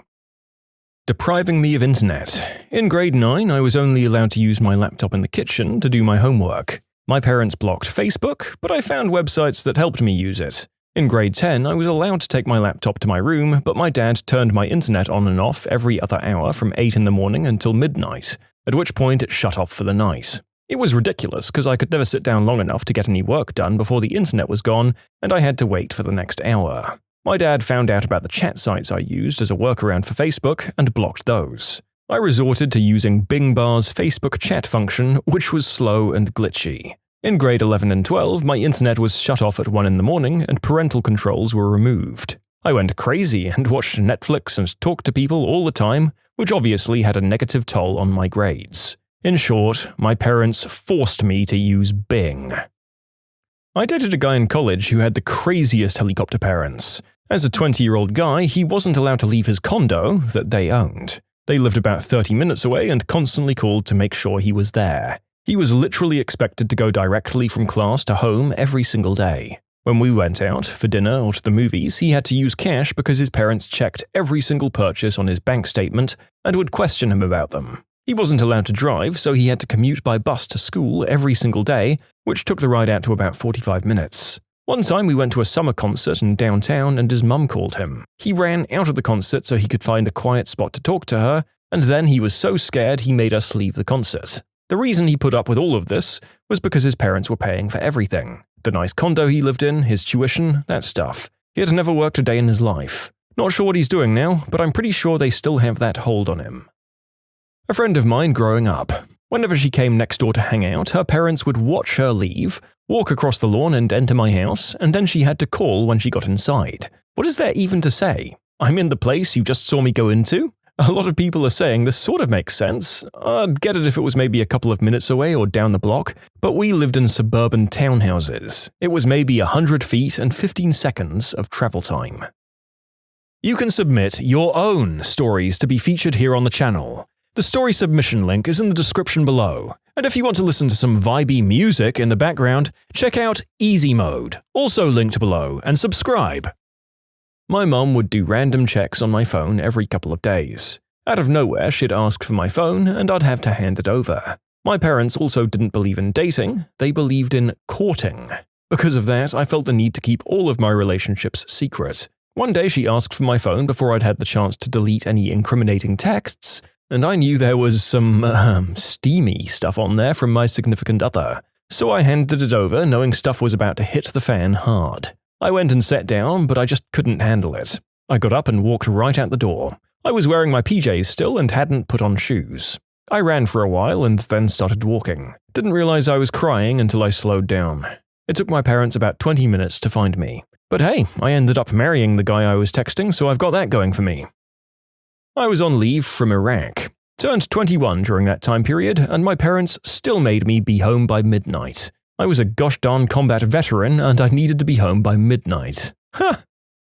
One time I went to the mall with my friends, which was very rare because I didn't often get to have friends. Obviously, to get there, my parents had to drop me off, so they drove away. But then an hour into our hangout session, which consisted of walking around the mall and me telling her jokes, it was fun, my mum texted me and asked where I am. I text her back and tell her I'm at the mall, where she dropped me off. She accused me of leaving and demanded I take a picture of where I am to prove I'm still there. Reluctantly, I did, confiding in my date about my narcissistic mother for the first time to anyone. Telling someone about it felt good.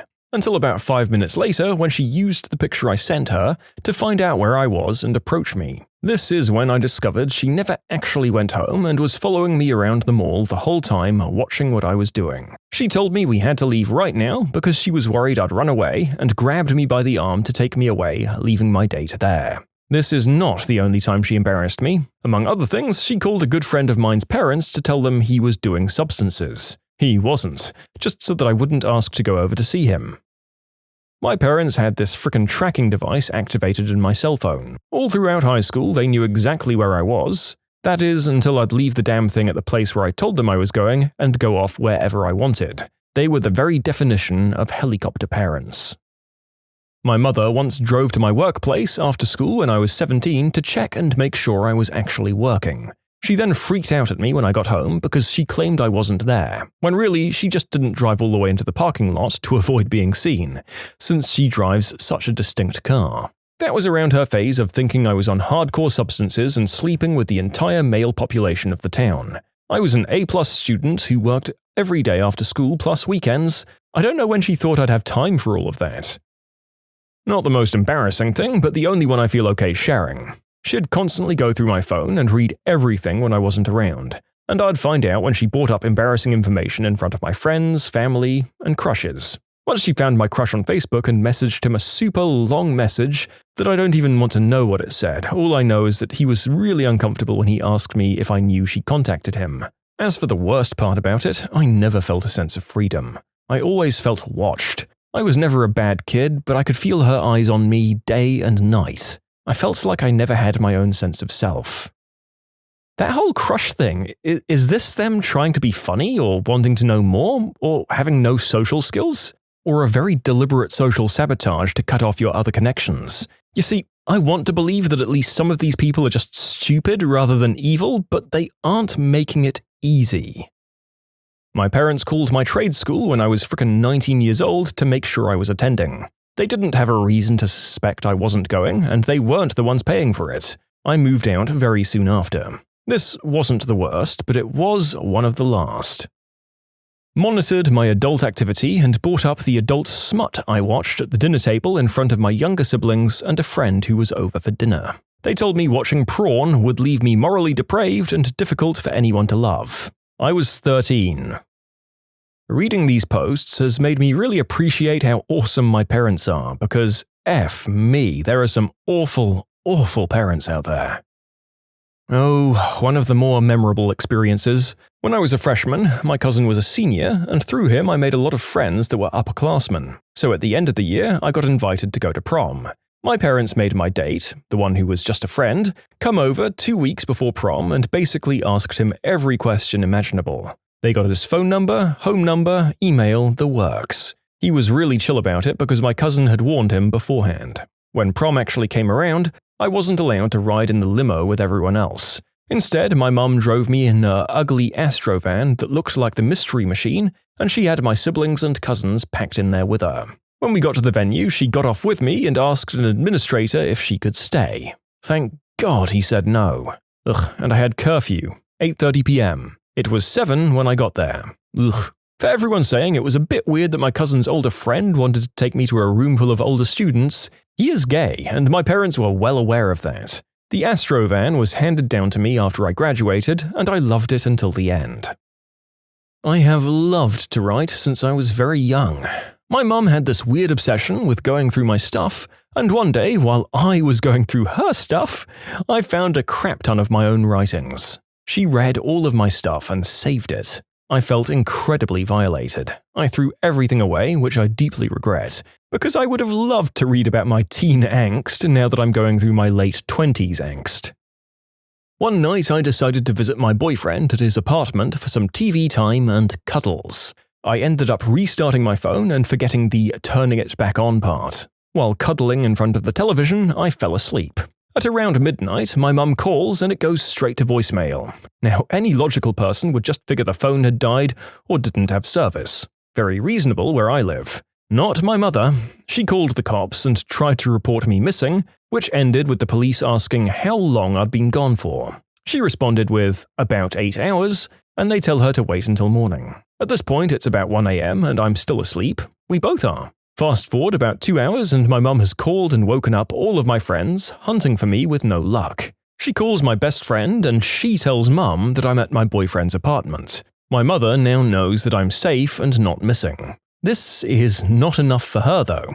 She ends up coming to the apartment after pestering best friend enough for the location. My best friend doesn't know the exact apartment, so she just told her the complex name and went back to bed. I woke up at almost 4 in the morning with my mother banging on the door, yelling, "Open the fricking door!" I run thinking something is wrong and fling open the door to find her red. Metaphorical steam is pouring from her ears. She yells for me to get in my truck and get home now. The next day, when I visit my boyfriend and apologized profusely for what my mother had done, I discovered that she had banged on every single door until she found the right one. I was 18 at the time. It didn't take much longer before my relationship ended. This is one of very, very, very many similar stories. My parents weren't helicopter parents per se. It was mainly my dad who was really strict only about movies. For example, when I was in high school, I asked if I could go to the movies with my friends. It was a G.I. Joe movie that I wasn't super into, but it was mainly to just do something fun. My dad said he wouldn't let me go unless I wrote a paper on the movie after I watched it about its redeeming qualities and Christian principles. Mum read in my diary that I'd lost my virginity to my boyfriend of the time. She called my school's principal to tell him that that guy had unspeakable acted me. I mean, I guess that's marginally better than punishing you for doing something consensually and legally, since you could essentially tell the school that it was mutual. But still, so far away from cool and thoroughly deserving of you going no contact at your first opportunity. I'm still a teenager, so I'm still putting up with my parents' helicopter habits. They were furious when I found out I'd watched The Hunger Games at a friend's house. Same thing happens whenever I watch a movie rated PG or above and they're not there to fast forward through the kissing scenes and mild cursing. They don't allow me to spend money without telling them first. I once bought a pack of gum without telling them. It wasn't pretty. Long story short, I got my phone taken away for a week after being chewed out for a solid hour. My dad has software on my phone that tells him whatever I do on the internet. This includes texting and calling. He'll probably see this, but I don't care. I'd better stop typing now. They might catch me. Most of my childhood is a fog, but I have memories of being in and out of the doctor's offices all the time growing up. They often had me on multiple prescriptions. The doctors never really spoke to me. They'd speak to my parents, and then I would take whatever pills or undergo whatever treatment I was instructed to take. This continued until I was 18. I still to this day have never been told what was up, and I have no access to early medical records. I'm 39 now and perfectly healthy with no ailments or health conditions that I'm aware of. I don't remember any of the names of the doctors. We moved around a lot, and this was the 80s and 90s in the US. So I don't think the medical records were centralized in any way. I wouldn't know where to begin tracking them down. I don't ask my parents about it, partly because it seems pointless without being able to verify their answers, but mostly because I just have no desire to revisit that part of my past. I'd rather just focus on being a happy and healthy adult who lives far away from the rest of his family. I look up from reading this thread to see my 2-year-old eating dirt. I'm doing it right. People who help fight human trafficking, what tips do you have for spotting and reporting it? I'm an intern at a human trafficking task force. It really helps just knowing the basics because I had no idea everything that it entails. There's trafficking of women, the one we all know the most about, labor trafficking, and organ trafficking. Trafficking happens through force, fraud, and/or coercion. Trafficking is something of value that is being exchanged. The something of value can be food, shelter, clothes, and money. You get the gist. There's also the age issue. Anyone under the age of 18 that does stuff in exchange for a good is automatically considered a human trafficking victim. Even if the legal age of consent is 16, a 16-year-old can't have consent to commercial activities of that type. It also doesn't matter if they say they're 18 and have fake identification proving they're 18. If you're caught paying someone that's legally 16 for a certain kind of act, you are human trafficking. My organization is holding a webinar of this soon, and we also have social media where we explain the issues. Visualization helps us fight human trafficking, and so do donations if you can. We're a non-profit. Thanks for listening.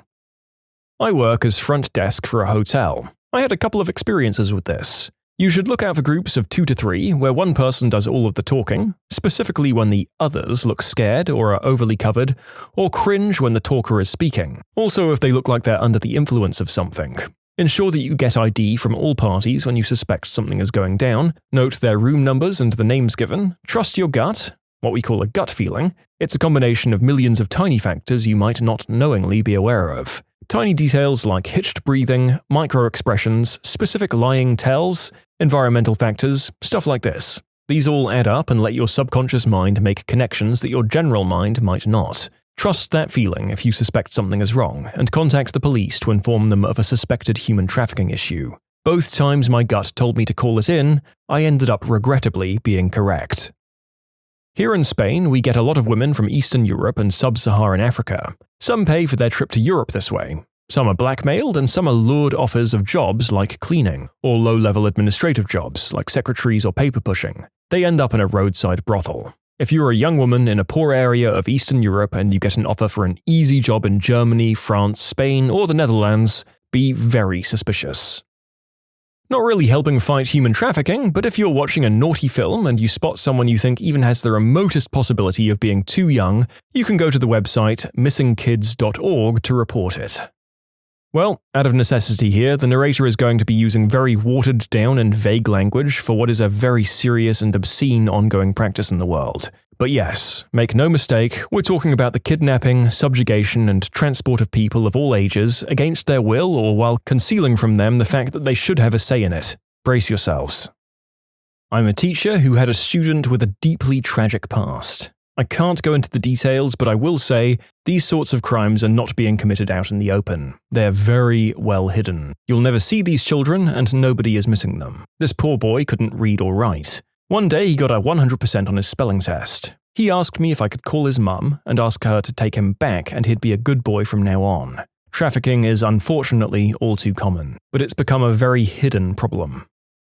In Latin America, look for maids who've been with a family since they were very young. In my country, they're called criadas. This is a form of servitude that closely resembles slavery and begins with a child, usually female, of a poor rural family being brought to live with a moderately wealthy urban family. The promise of a better future than what the parents could provide. These kids don't attend school and perform house chores all day and are paid in food and living quarters, and sometimes the promise of money that the bosses are holding for them. They grow up this way so that when they're adults, they're afraid to leave. They don't know any other way of life. The bosses don't often acknowledge anything wrong, and they often claim that the criada is grateful for having been given a better life. I sadly have to admit that this happened in my extended family. They were bosses to a criada who would be 75 years old today. Only after all of my aunts died and my cousins inherited the criada, they acknowledged the wrongdoing and arranged for her to have a pension and a house and to never have to work again and be treated as a respected member of the family. But it was too late. She only lived as a retired person for 5 years before passing away. She never learned to read, never had children or a husband or any type of significant other. If you're a university-aged student, be very cautious with foreign summer work arrangements in resort cities abroad. With foreign resort city summer work as the bait, university-aged students are promised a work visa, arranged legal work, round-trip travel, and lodging in a distant foreign country for an overall desirable resume-building experience. What's delivered is basically forcing worked hours far in excess of legal amounts, substandard pay, being housed in subpar conditions, and threatened withholding of summer-end return travel unless the person complies. The uni student's parents likely can't afford to send money to rescue their child. For an example, a Polish university student studying international business came to the US to work for a summer. What really happened was the student came here, got lodged in a single grubby motel room with 11 other similar-aged people, and was forced to work 12 hours every day rotating to various hotels doing contract housekeeping. She wasn't super confident with her English, absolutely didn't know how to alert authorities to her issue, and basically has no money. Parents didn't have the funds to wire her to get her home. This was a real case where this woman was rescued because she was cute, and a local older gentleman with nothing much else to do but talk with random cute girls asked her about her story. She spoke English well enough to tell her tale. The kind gentleman and his generous friends realized how illegal and messed up the arrangement was. They assisted this woman and her 2 friends by moving them in with a nice family and helped them get legit summer jobs, and raised funds to pay for flights for all 3 girls back to Poland. These men reported the sketchy arrangement and company to the local authorities and pulled enough strings to stop that small illegal operation. For those working in hotel services that contract a lot of foreign labor in areas like housekeeping or laundry, just keep an eye out on these folk. Maybe strike up a conversation to make sure they're okay. My wife used to teach piano in an affluent suburb, and one of her students had an elderly nana who was openly treated like dirt by everyone in the house. She began to suspect this was a case of trafficking or slavery, but shortly after she took a moment to talk to the old lady about her situation, the family got rid of the old lady and subsequently fired my wife from teaching their kid. This was in Monmouth County, New Jersey, around the year 2000. I believe the family was from India. The child she was teaching said Nana wasn't a grandmother, this is just what they called the au pair kind of person.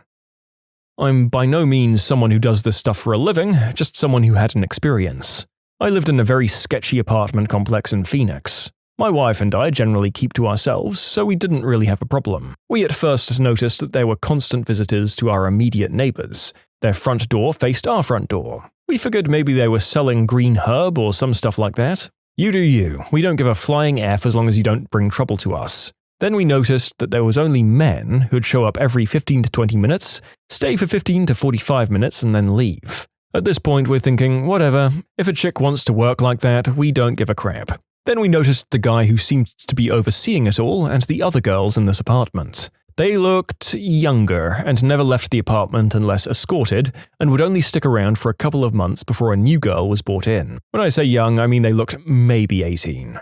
We only started realizing during quarantine, and we were home all day. The men would constantly knock on our door throughout the day and night, which is what caught our attention. Anyway, we called Phoenix Police Department. They knocked on the door and said they couldn't do anything without us providing photographic evidence. So we sat on our patio one day and discreetly started taking photos of all the men coming in. Call the cops again and provide evidence. They knock on the door again, a customer walks out and just runs for it. The girls all run for it too.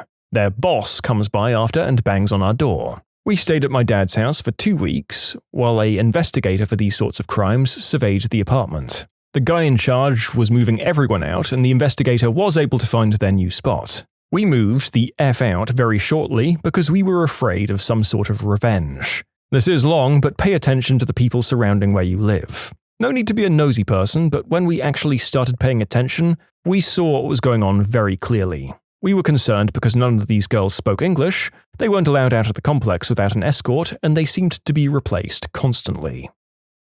There's an app you can download called Traffic Cam. Anytime you stay at a hotel, upload photos of your room. These photos are incorporated into an artificial intelligence algorithm that helps identify locations of trafficking victims via background details. You know, I read a lot of advice and life tips making these videos. This might be one of those ones that I actually follow. You know, just on the off chance that it helps someone one day. But unless you help catch someone, I'm not sure how you're meant to judge the effectiveness for your rating on the App Store though. If a guy comes into a tattoo shop with multiple women, either at once or separate trips, and makes the women get the same tattoo. This may be specific to the area of the US I live in, but the non-profit I worked for had us go to tattoo shops and give them pictures of known designs that traffickers make their victims get. Most shops were happy to take the pictures and post them in employee-only areas and train the employees on protocol when someone came in for their tattoo. One place was pretty awful because they didn't want to miss out on the money they make from doing these tattoos, which made us assume a lot of that went down there. My husband works with a home that deals with human trafficking. As has been said, most have to do with horrible work conditions, but there are some that are, well, a worse sort of trafficking, and he said that he finds most of the victims very quiet, and their eyes are always darting, constantly looking around for the next horrible thing or person to happen. He comes home and cries and tells me this job is the most rewarding thing he's ever done, but it's going to break his heart and his hope for humanity. You can submit your own stories to be featured here on the channel. The story submission link is in the description below, and if you want to listen to some vibey music in the background, check out easymode, also linked below, and subscribe. When I was young, I had neighbors from India who had a family servant. I was really young at the time, and I was friends with the family's children. Their maid cooked all of their meals, cleaned the house, and slept on the floor. What I remember is that the family would go to India every now and then, and I guess they promised her a better life in the US if she worked for them. As a result, they took her passport and she was pretty much confined to their home. No holiday, no weekend breaks. I don't even think she was paid or had a bank account set up. She was a very nice, sweet lady who made amazing curry. Anyways, she wasn't allowed to converse with anyone outside of the home. However, we all carpooled together after school, so she'd come to my mum's car to get the children, and she'd walk to my mum and even make my mum food. After a while, 2 years I'd say, my parents and my neighbors started to catch on. They made a plan to get her out and escape. She left and we took her to a family friend's place where she lived for a year. She'd go to the local Indian community center and I believe she met a man there. She eventually moved out of our family friend's home and I believe she got married. I really hope she's doing well now, and every now and then I think of her. Most human trafficking is not the movie kind. It's more the kind where an ethnic restaurant brings over a cook from their home country and they have to work unreasonable hours to pay back the trip. Or maybe it's a maid or a construction worker who works below minimum wage and can't have their passport back. So look for people who work long hours at sub-legal wages. There's a great story I read in which the author tells the story of Lola, who he eventually came to realize was his family's indentured servant. When his mother was a child in the Philippines, her mother died and a distant cousin named Lola came to live with her and her father to care for her in exchange for room and board. Apparently the deal was for life. Lola stayed with his mother through adulthood, after marriage, and then came to the United States with the family. Eventually, long staying past the legal lengths of her stay, she was kept hidden away, cooking, cleaning, and caring for the kids with no pay. She faced daily horrible treatment from his parents and didn't gain any kind of freedom until the mother died and Lola moved in with the author and his family. I think situations like that happen far more than people realize. One thing to know is that no trafficked kid looks the same. Here in the UK and across the world, people of all ages, genders, and cultures are subjected to human trafficking and exploitation. The most vulnerable ones, like the ones on the streets, are targeted and moved both within countries and across borders. Those trafficked here into the UK are often taken away from areas of poverty and made to go on dangerous journeys, travelling thousands of miles away from home. On arrival at their destination, some can be coerced into growing or cultivating illegal substances, benefit fraud, and forced begging. Others are forced into domestic servitude or worse, and a lot of the younger ones don't realize that what's happening to them is wrong. They might be too fearful to speak out as they've become reliant on their traffickers to feed and clothe them. They might also have been subjected to all sorts of horrible things or don't know where to turn for help. Those who've been trafficked from outside of the UK often speak little or no English, making them even more isolated and dependent on those exploiting them. An almost perfect scheme. There you go. I had a loved one pulled into the trafficking industry as an adult, so I can offer a couple of pointers for spotting adults who are being sold as unwilling working girls. First, missing shoes. It's hard to run away in a city barefoot. Blisters are a dead giveaway. not carrying a cell phone, identification, or the purse or wallet to put it in. Their handlers like to hold these hostage to prohibit contact with the outside world and to make it difficult to purchase long-distance transportation. The manicure industry is notorious for this, so please think twice about patronizing salons you aren't familiar with. When prices are low, they're usually not paying workers. Often, nail salon working immigrants must pay a training fee of $100 or more to start working, and won't get paid for the first month or more. Finally, when bosses decide they're trained, they get paid, usually less than $3 per hour, on 66 hours or more per week. In addition, bosses are often harsh, controlling, and racist, making it difficult for anyone in the worker's situation to get out.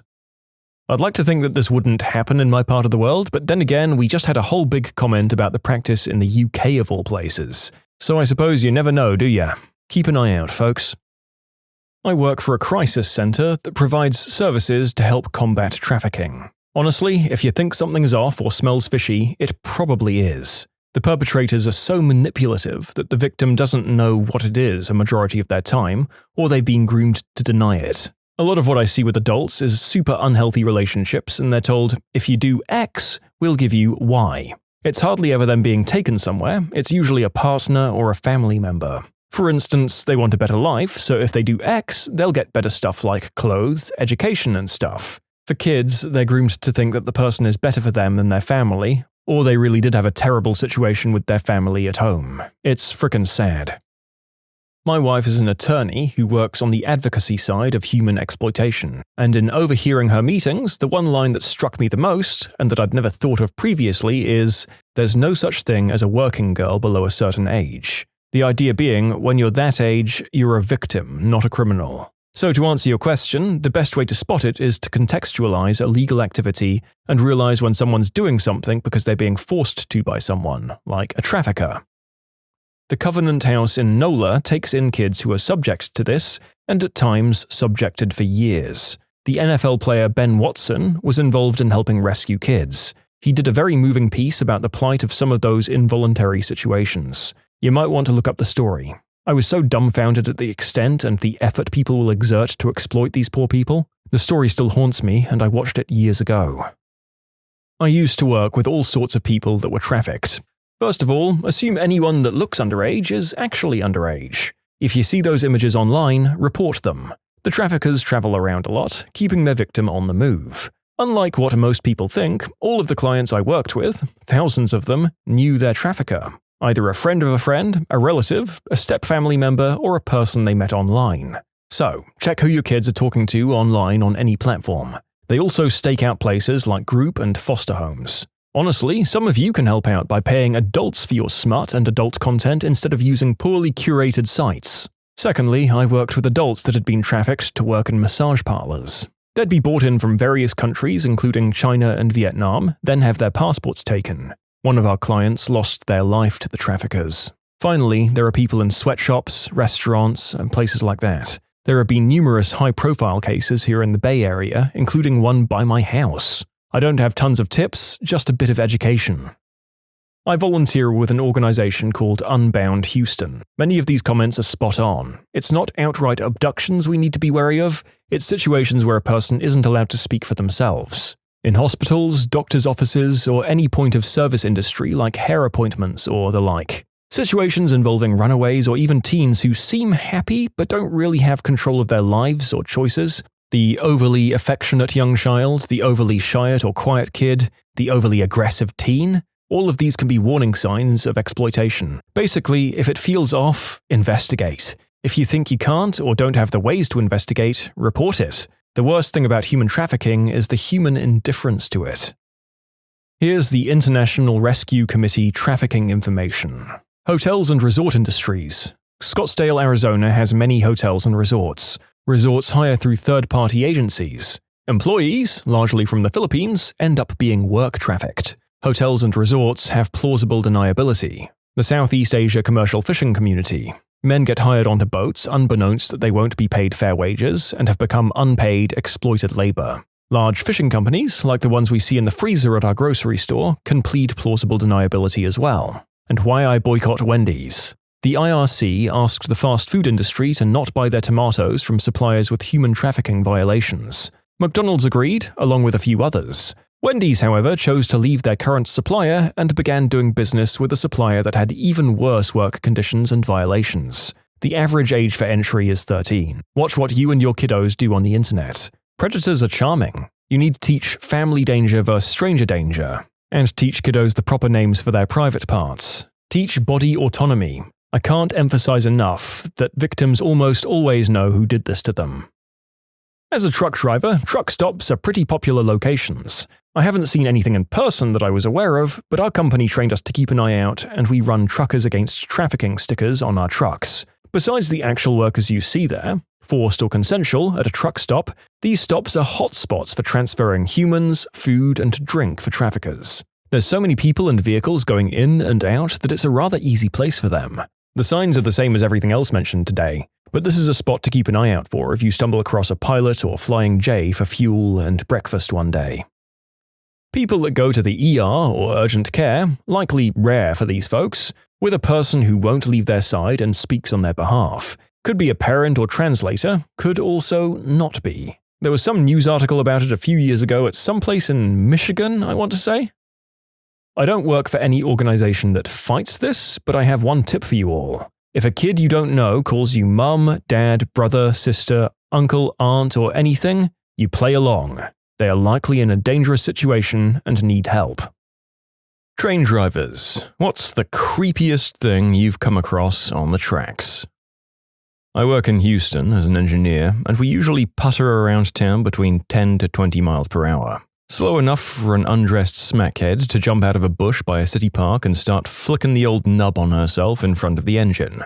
I guess she just really likes trains. I also had a kid play chicken with my train when I was going about 50 miles per hour, but that was more scary than weird. I haven't hit anyone yet, but everyone says it's only a matter of time. Freight train conductor here. You want to know what's creepy or weird? When people try to get across the tracks last second or play chicken with my 30 million pound train. You're not playing chicken with an inanimate object, you're playing with me and my engineer. When you lose, and that happens far too often, I get to see your exploded carcass flipping at 150 rotations per minute off the track and deal with the overwhelming feeling of guilt. Please don't try to beat a train. I work as a backup janitor when the normal one isn't available. I've seen some very weird things at the places I've cleaned. There's the usual needles and beer cans, not that shocking after a while, but the weirdest thing that I've seen was when I called out to a train yard to clean out some disused engines. These things hadn't been used since the mid-90s, and were going to be sold for scrap as they were too battered to be refurbished. I was warned beforehand that there might be a homeless guy in one of them, but I brushed it off since I'd seen many of those guys at the various places I'd cleaned. They usually just ran off when they saw me coming. So, I picked up my bucket and got in the company truck to go out to the disused part of the yard where the trains were. You know, my routine janitorial duties. As I'm driving out there, I noticed that I left the keys to the trains back at the office. Oh well, I figure. These things are so old that the door might not even be there anymore. So I drive out to the engines and park my truck, get out. Nothing creepy at this point, just some rotting diesel engines. I'd seen much creepier things before. I walked up to the railing and kicked the door with a little force. It didn't even have a lock anymore. Walk in and I immediately notice something very odd. It is in near mint condition in there. Great, I think, one less room to clean. But then I notice something very disturbing. A skeleton perched against the wall. Then I notice that it's wearing a leather jacket and clutching a pill bottle in its bony hands. Yep, not hard work to figure out what happened there.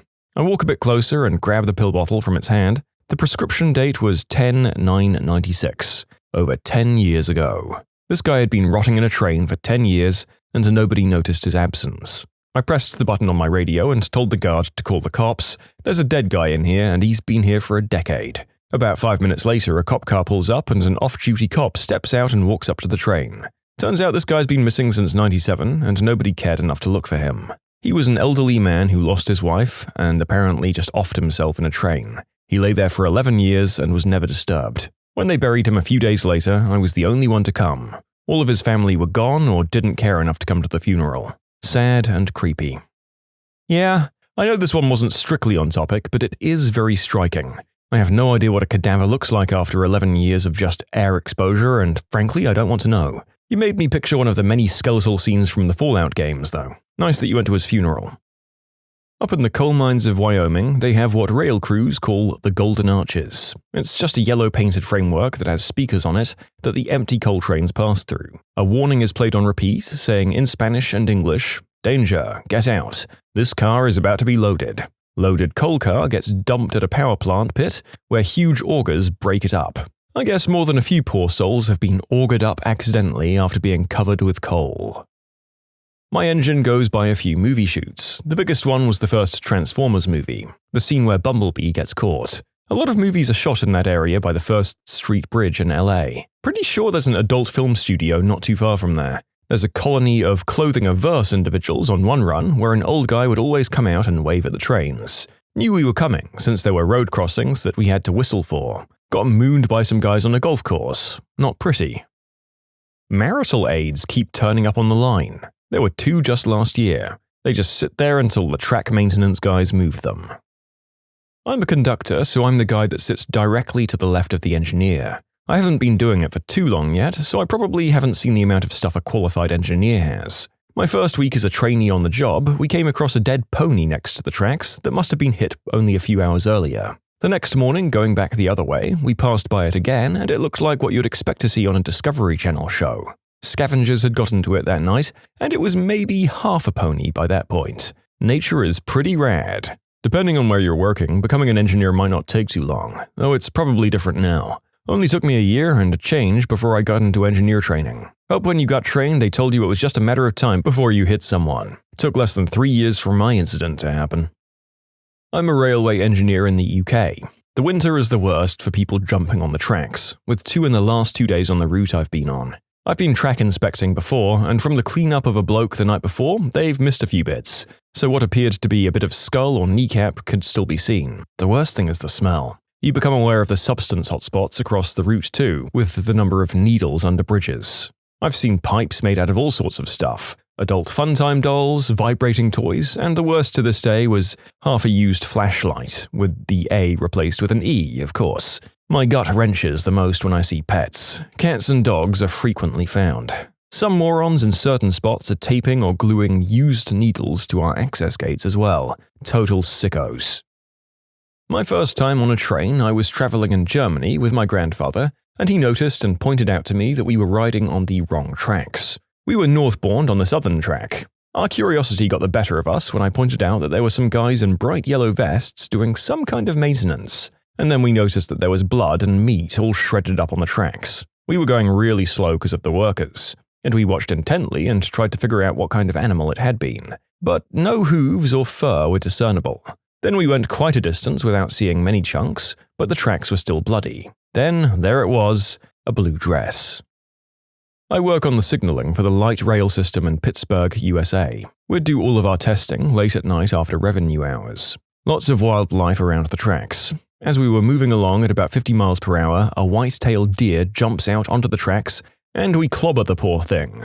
The engineer doesn't hesitate, gets on the radio and tells Central Control to call Hannibal Lecter and gives the milepost. I look at him sideways, but he doesn't explain what he's just said. We continue to run into the city, turn around and head back the same way. As we come up the site where we hit the deer, there's a guy in full camouflage on the side of the railroad butchering the carcass with a big pile of steaming deer guts next to the track. Did I mention it was about 15 degrees Fahrenheit and snowing? Engineer gives a toot on the horn and we continue our run.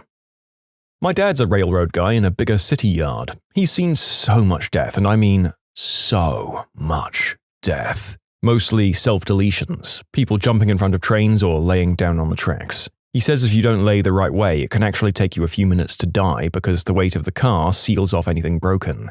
So even if you're ripped in half, it takes a few minutes to bleed out. In short, unless you really want to die horribly and slowly, don't lay on the tracks to do it. Jump in front of it. Or, get frickin' help and don't traumatize the people driving the vehicle. No, really, get help. There are trained people who really care a small phone call away, no matter what country you live in. I promise it gets better, just take the first step and seek help. Been a conductor for about 8 years now. The main thing I've noticed about human behavior since I started working on the old railroad is that people seem to view a train as a machine instead of a vehicle being driven by human beings. Because of this, they're willing to do horrible or ridiculous or dangerous things that they probably wouldn't do if they thought another human being was going to be involved. Here's my list of crap that my coworkers and I have seen. First, more teenagers and gay guys doing the deed than you can shake a railroad lantern at. 2, drunks and substance users lost in the middle of nowhere, like we're talking miles from anywhere. 3, a coworker came across a train hopper that had had his legs sheared off when he tried to jump in an intermodal car without a bottom. That guy lived too. Another coworker found a murder victim whose perp tried to cover up her murder by dumping her body on a remote-controlled locomotive track. 5, my uncle was a conductor on a train that hit a woman who decided to take her dog with her. She lived and the dog didn't. I also hit a man who was self-deleting. I was oblivious to what was going on until my engineer said, "I think that guy's gonna jump in front of us." I could see the guy trying to time his jump. It was pretty disturbing because there was nothing you could do. 7, a coworker came across $250,000 in counterfeit money in a gym bag. 8, my uncle hit a cow once and managed to knock its butthole out. 9, some guys laid a bunch of landscaping stones and tie plates on top of the tracks for about 100 yards in front of their trailer park. We could see them all standing back from the tracks, drinking beers and waiting. It was all fun and games until our 12,000-ton train started crushing all the stones and sending shrapnel everywhere. And 10, finally, a train one of my coworkers was on snagged a chain fence that was being installed and rolled up the guys installing it inside the fencing. They don't think anyone got hurt. It was a pretty rough area though, so they didn't stop to find out. I have to admit that for a second I thought you meant the train was just dragging the fence with the poor bloody guy in it across the countryside without stopping, and thought you were an absolute psychopath. But now I guess you probably just whacked it and caused it to roll up?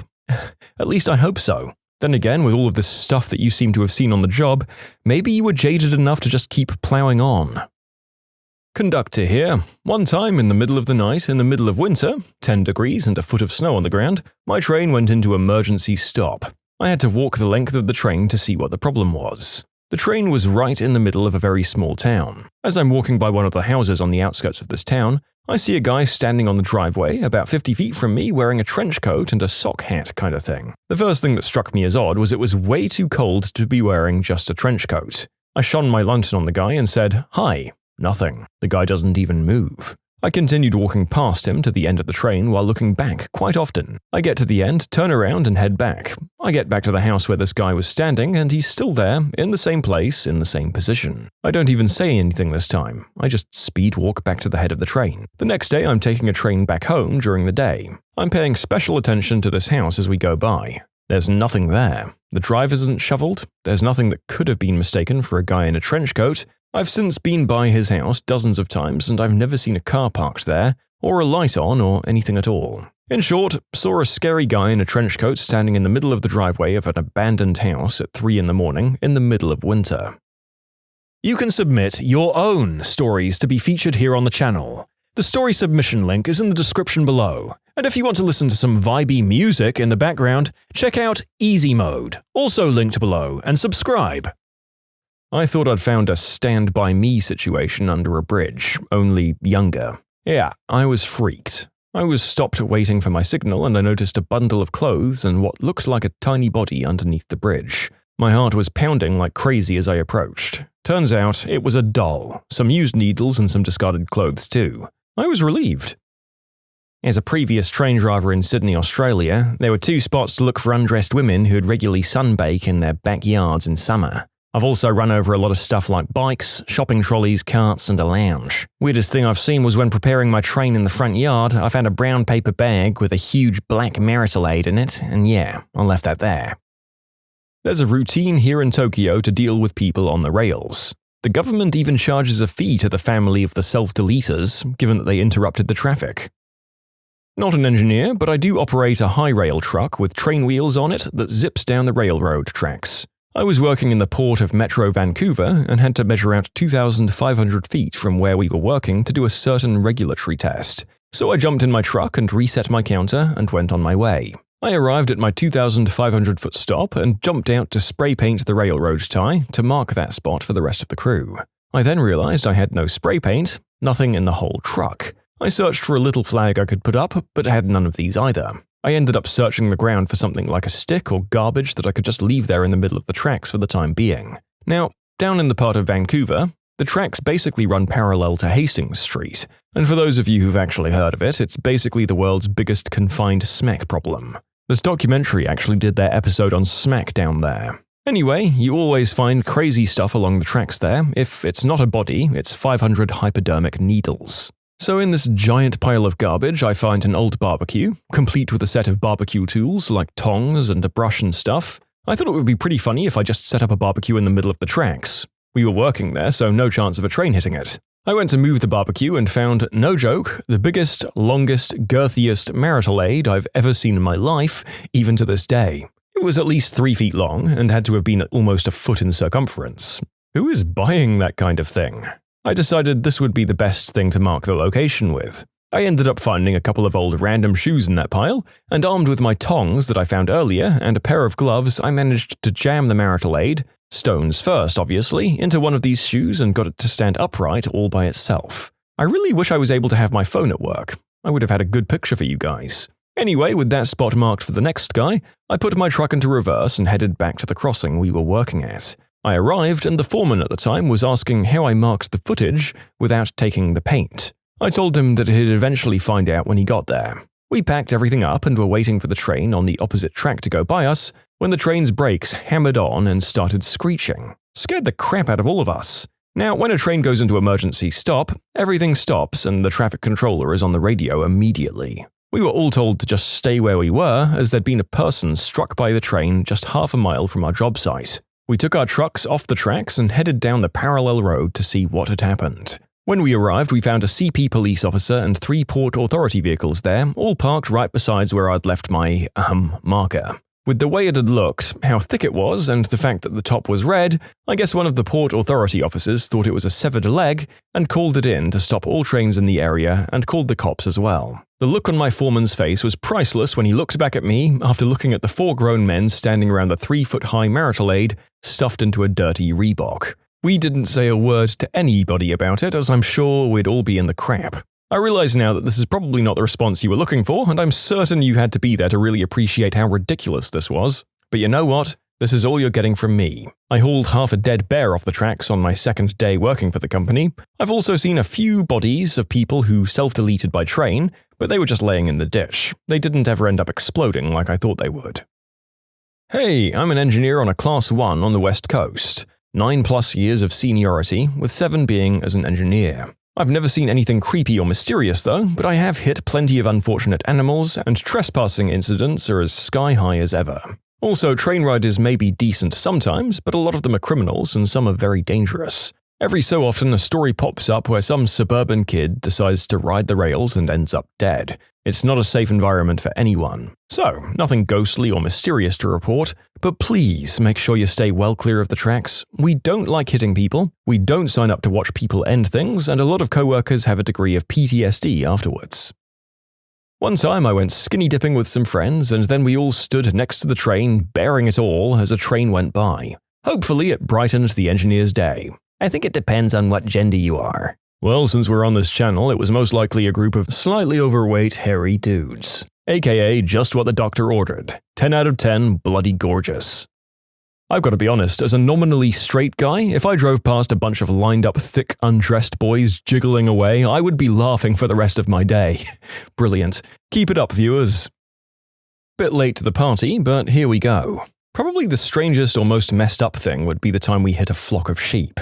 At line speed, which is about 110 kilometers per hour, or 70 miles. No idea how they got there. I guess the fence fell over or the gate was left open, but the first I saw of them was what appeared to be a long grass covering the tracks ahead. A second later, we realized they were sheep, so start leaning on the whistle. A matter of seconds after that, and we are on top of them. I can't forget the awful, continuous noise it made, nor can I unsee the bits of wool and guts flicking up on the windscreen.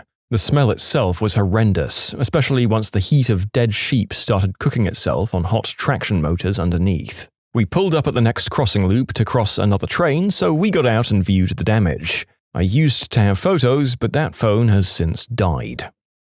My uncle's best friend was a conductor and engineer for a train a few years ago. He told me that one night he was going up through North Florida and saw some deer on the track, so he laid on the horn to scare them off, and all but one of them ran off the tracks. The last one ran in front of the train, along the tracks. He had to try to slow the train slightly to keep from running the deer over, but just couldn't. The train caught up with the animal and he lost sight of it, believing he'd just run it over. When he got to the next city and slowed down for a turn, He noticed something on the side of the engine. He leaned out to see the deer laying on a set of steps just out of view from his seat. It ended up jumping off in the middle of the city, a few hundred miles from its home.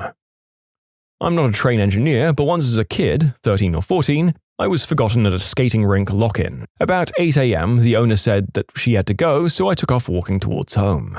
It was about 12 miles away. After about a mile, I knew I could get on the tracks and it would take me right in front of my house. I was walking when I heard a train was coming in the distance.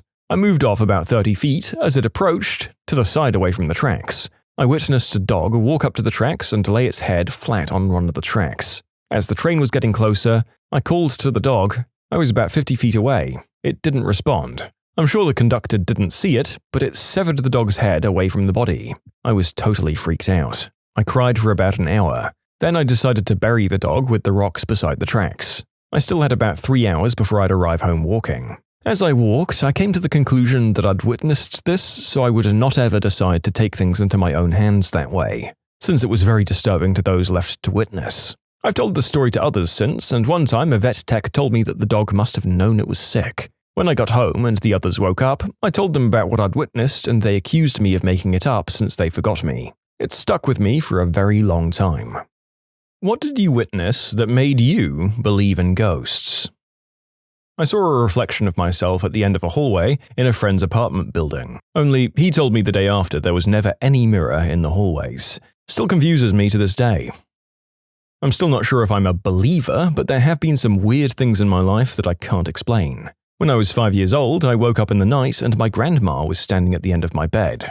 She was wearing a teal blue skirt and matching blouse. I remember that it was summer and the sky was still light, but not light enough for me to read, so I guess about 9 p.m. I sat up, she put a finger to her lips, and I rubbed my eyes a couple of times, 'cause sleepy, and when I looked back, she had gone. I just snuggled back under my covers thinking how nice it was to see her, because I hadn't seen her for ages, and I hoped she'd still be there when I woke up. The next morning, my house was eerily quiet. My mum was in a worse mood than normal, but she had been crying, so I asked her what was wrong. My grandma died the night before. She'd been crossing a road after her bingo turned out at 8:30 p.m. about 60 miles away from where we lived. She'd had a massive brain hemorrhage in the middle of the road and didn't even make it to the other side, let alone to my house 60 miles away.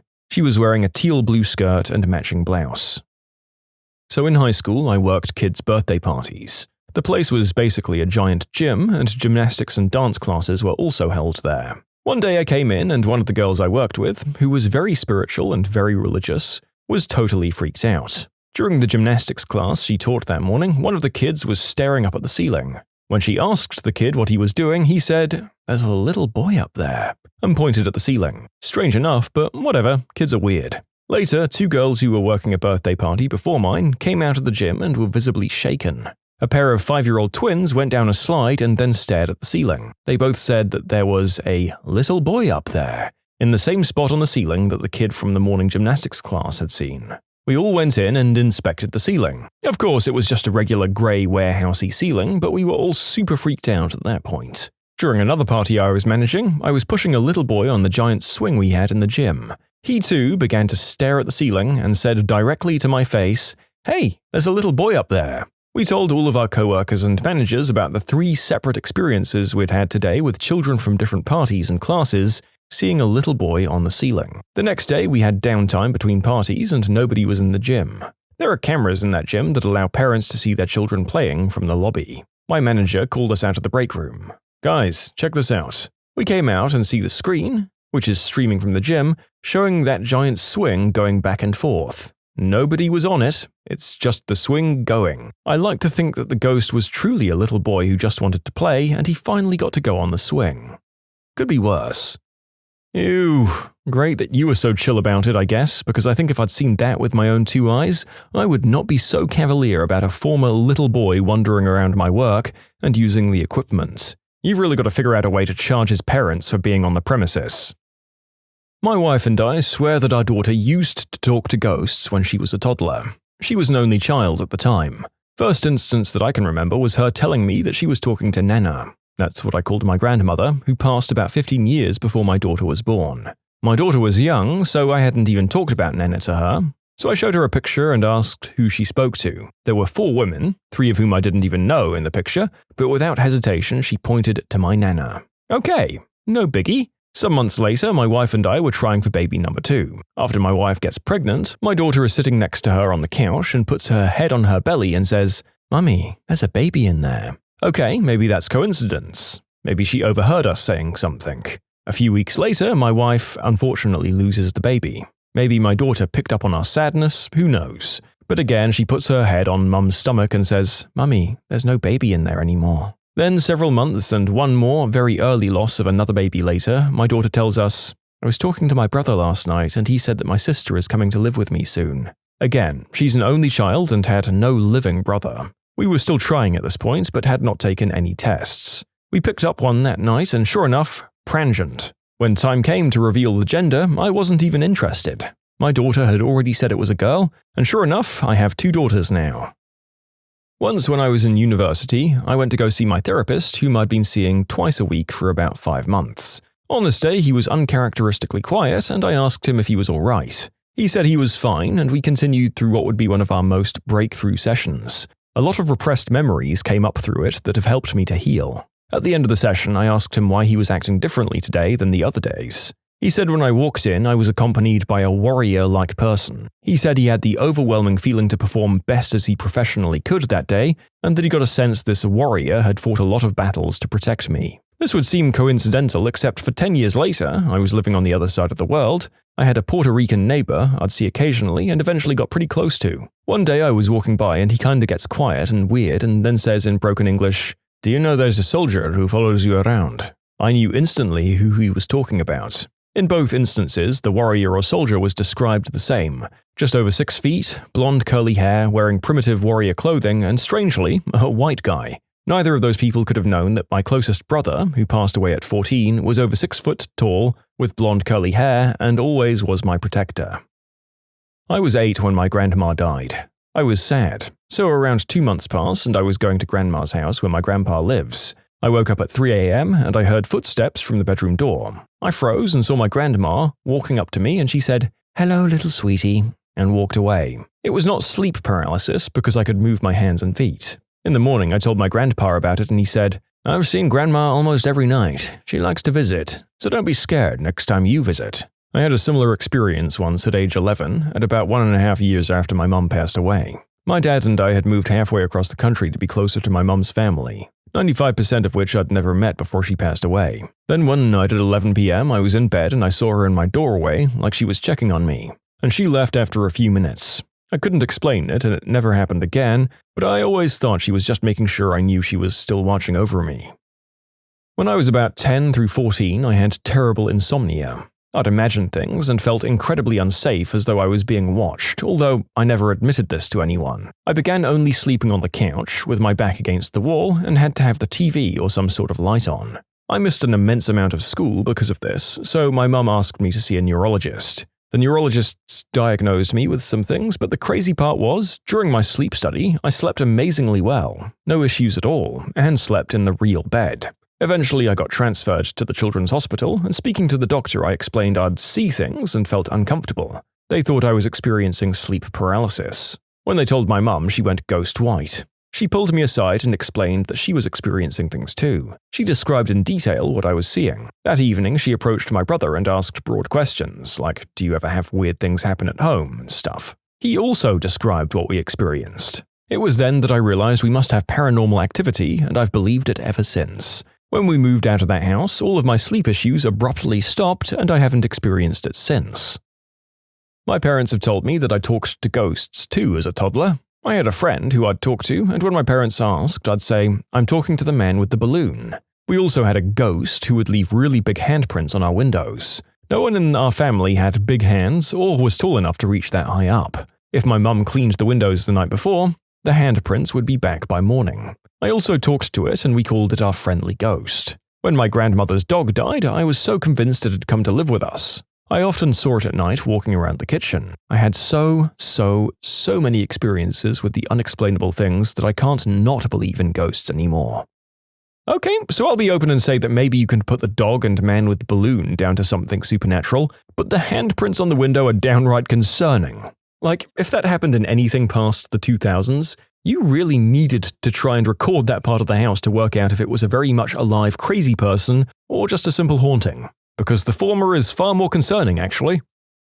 My girlfriend's grandfather's ashes were on a little shelf in the living room, right next to a very solid and heavy angel statue. Well, one weekend she and I were fooling around on the living room couch, and out of the corner of my eye I see the angel statue fly off the wall, accompanied with a deep grunt. Now, when I say this thing flew off the wall, I'm talking 7 to 8 feet of air before landing on the hardwood and leaving a dent where the wing hit. Even if this thing had fallen off the wall, it would have dropped straight down, not soared with force. Well, we both stood there in shock, and I whispered if she had not heard the grunt as well, to which she agreed. So we both booked it for the day. Well, that night at dinner, we told her parents what had happened, leaving out the naughty bit, and Megan's younger sister burst into tears, saying she'd seen a dark figure at the foot of her bed the last couple of nights, but hadn't wanted anyone to think she was crazy. Grandfather had died of mental health issues that caused a lot of pain. Well, after that day, I was a believer. You can submit your own stories to be featured here on the channel. The story submission link is in the description below. And if you want to listen to some vibey music in the background, check out easymode, also linked below, and subscribe. I still don't believe in ghosts, but I did have a strange experience. I had a cat who I found in a ditch many years ago. She was cute and I pet her, so she followed me back down the train tracks about a mile to my home. I opened the door for her and she went in. She was offered the opportunity to go back out, and did for a moment, but then came back in. She was mine forever. I've had many pets over the years and loved them all, but this one was different. She wanted to be near me all the time. I'd often said I'd never had a cat who made me feel like my personal space was being violated before. She followed me up to bed every night and purred me to sleep. She died fairly quickly. I barely even had the chance to say goodbye. I knew she was ill, having been diagnosed with hypothyroidism, which cat owners will know is not a good thing to hear. Although progress has been made, ask your vets about the pens. They've worked miracles for my current cat who also has it. Cats with hypothyroidism vomit their food up and waste away slowly, eventually succumbing to either congestive heart failure or kidney damage. She'd taken a turn for the worse, and I thought her treatment wasn't working. On examination, they found tumors in her stomach and liver. She had been dealt a mortal blow and was only going to suffer harder and harder. In the most painful one I've ever had to deal with, I put her down and she even meowed one last time before the end. I forgot to mention that this cat was also the most talkative cat I've ever had. She frankly wouldn't shut up. I buried her in the yard to keep her close and tried to go to sleep, completely besides myself with grief. As I lay down, I heard something familiar. I live in an old house, and my bedroom doesn't have a door, so I installed one of those plastic sliding door things. The slats it's made of make a telltale clacking sound when they're disturbed, like they did when my cat pushed in between them and the doorframe. I heard this, and a moment later I felt the foot of my bed compress a bit and could feel the mattress deform around my feet, up besides my legs and roughly to my hips. I looked, but there was no cat. I don't know how to explain this. I don't believe in ghosts, and I'm sure grief can cause some pretty significant psychological disturbances. A quick perusal of my internet history will very quickly show that I am anything but cuddly, but I was absolutely in the kind of deep grief where one would expect that, as I loved that cat more than basically anything else. Even typing this now, years later, is making my eyes well up with sadness for my lost friend. I could write off the sound of the plastic slats as a breeze or hallucination. Older members of the family said they saw my father after he died, and I've read about grief-induced hallucinations before. But to feel my mattress deform like that, in exactly the way she used to circle my feet and come up beside me, I just don't know what to think. I was visiting my brother after my dad died. She went shopping with her sister and left me alone. I heard my dad as plain as day up in his room. He got up from his computer chair, walked over to the door, and opened it up. He walked down the stairs and stood on the last step for a few seconds before walking up to his room and closing the door. I was probably 5 feet from him in the living room. I just froze. It scared the heck out of me. I was staying in the Stanley Hotel in Estes Park, Colorado, the hotel that inspired Stephen King to write The Shining. Around 1 a.m. I heard what sounded like children running up and down the hallways, interspersed with laughter. Opened the door to see what the heck was going on and didn't see anything. Quick little buggers, I thought. Then, the next morning, when my significant other and I took a tour of the building, the guide stepped directly in front of our room to tell us the story of the young girls whose ghosts can be heard running up and down that same hallway. When I was in 5th grade, I was playing with silly putty in my room when my mum called me down for dinner. I'd molded it into a ball and placed it down directly behind me. I'm talking as soft as can be here. When I stood up to go downstairs, I felt something hit me in the back of the head with some force. So I turn around and see my silly putty ball, not on the ground anymore, but bouncing on my windowsill until it eventually rolled back onto the floor. Needless to say, I ran downstairs hysterically trying to tell my mum what had happened. Work is at a public pool. I'd work alone after hours cleaning the building and the pool. One night around 2 a.m, I'm cleaning the changing rooms. The pool has been closed for about 4 hours at this time. I hear the sound of a child's laughter and bare feet running across a pool deck. I go out and scan the area. There's nobody in sight. The doors are all closed and locked, and there's nowhere a kid could be hiding. No wet footprints on the pool deck. I rechecked the doors and the security monitors. I was the only person in the building. It was unsettling. Okay, there's a non-zero chance that was a kid who slipped and had a nasty accident at that pool, right? We all buy into, if ghosts are a thing, the enduring spirit of a kid reliving the last happy moments of his life, being the most likely explanation for him sticking around that particular place after his passing? Yeah, good. Most of my family is extremely religious and believe in ghosts wholeheartedly.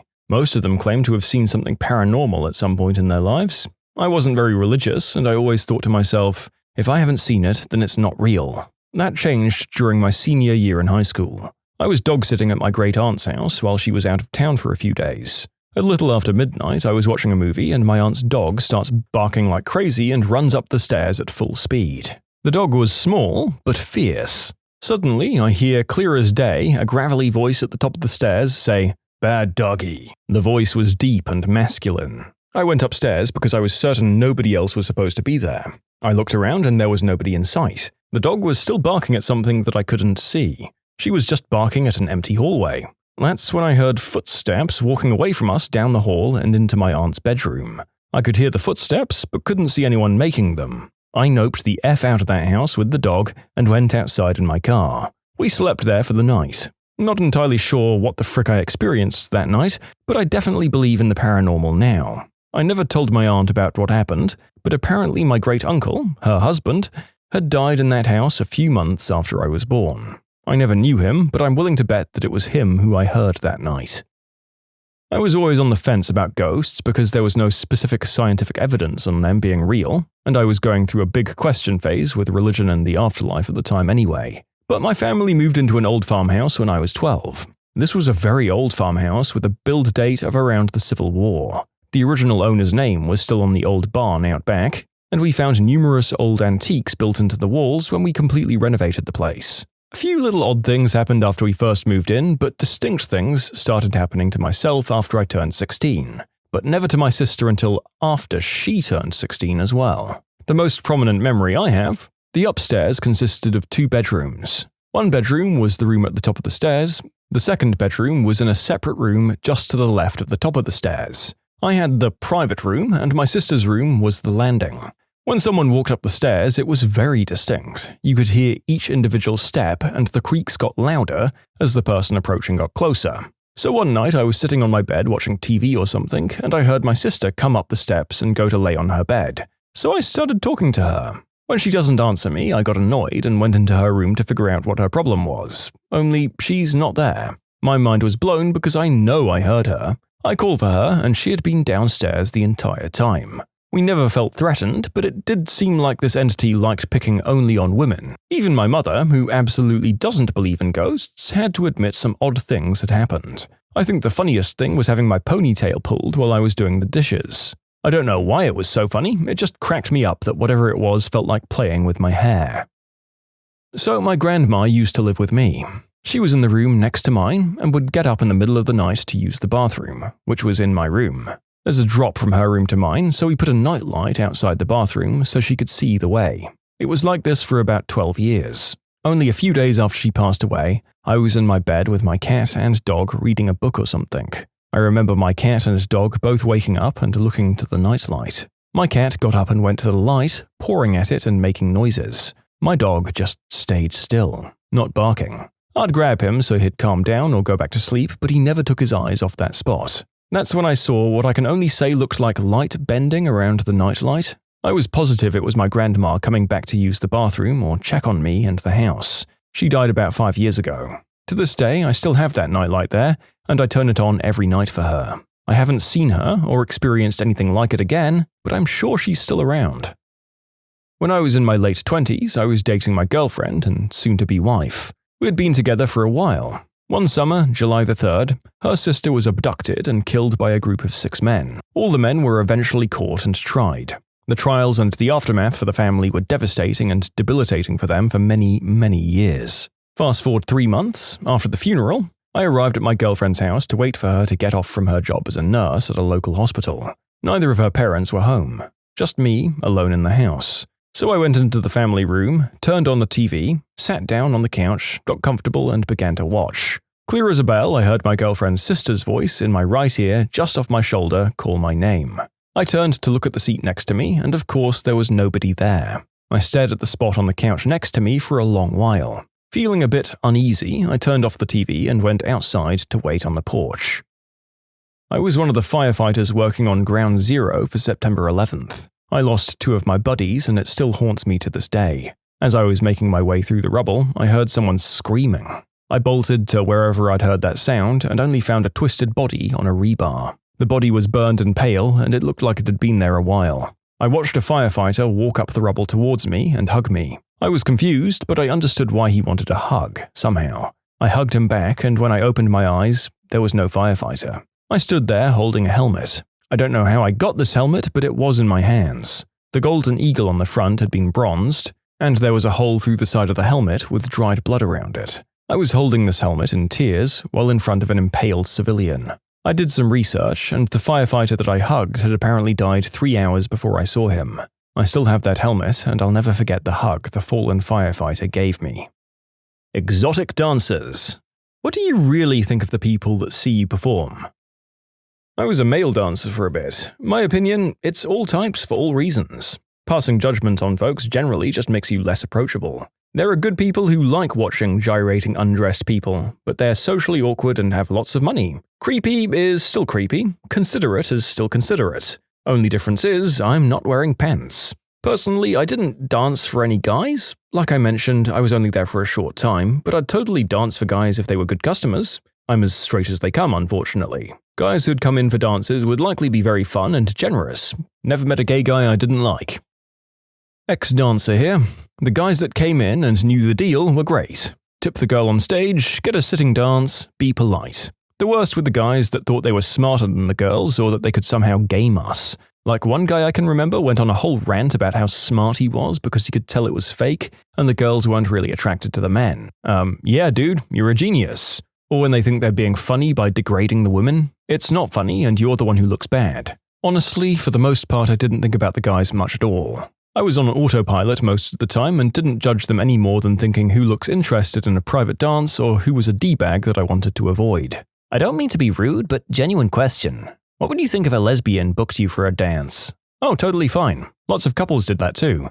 I didn't care who was getting the dance as long as they were paying, respectful, and enjoying themselves. You get your share of creeps, but mostly where I worked, a long time ago, a lot of young groups of guys were just looking for a good time.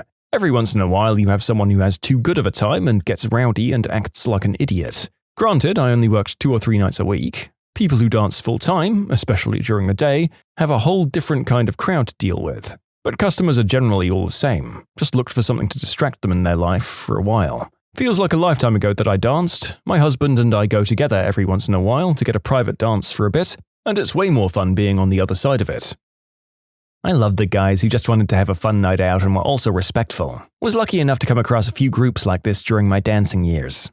I loved the ones who were nervous. In the city where I worked, customers were allowed to touch us anywhere except our crotch or booty hole. This adorable early 20s guy was so excited, like, "Is it okay if I touch your butt? Can I kiss it?" He was such a gentle person. It was cute.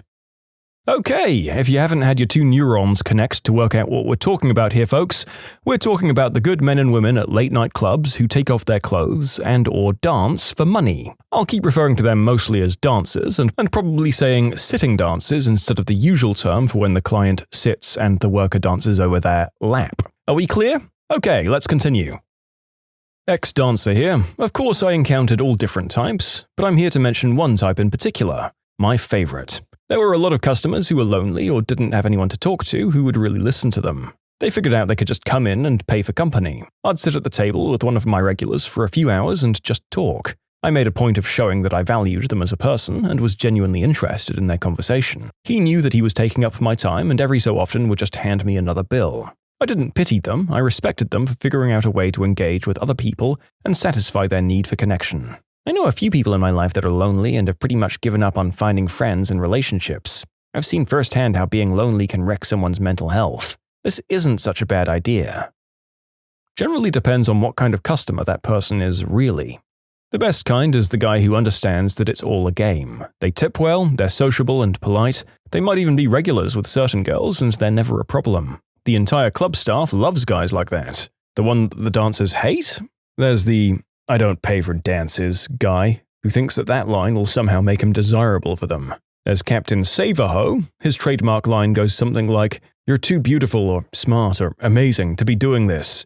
If you get with me, you can leave this all behind." There's the pimps that go around asking the girls if they want to make some real money. They're real pieces of crap as well. Then there were the ones that I really had a personal dislike for. The guys who'd try and wait in the parking lot at the end of the night because Cinnamon and I had a real connection, you know? She told me to wait for her. No, she didn't, buddy. If Cinnamon told you that, she did so knowing that I'd be kicking everyone out in the parking lot before the dancers left for the evening. The exotic dance club industry is a weird place.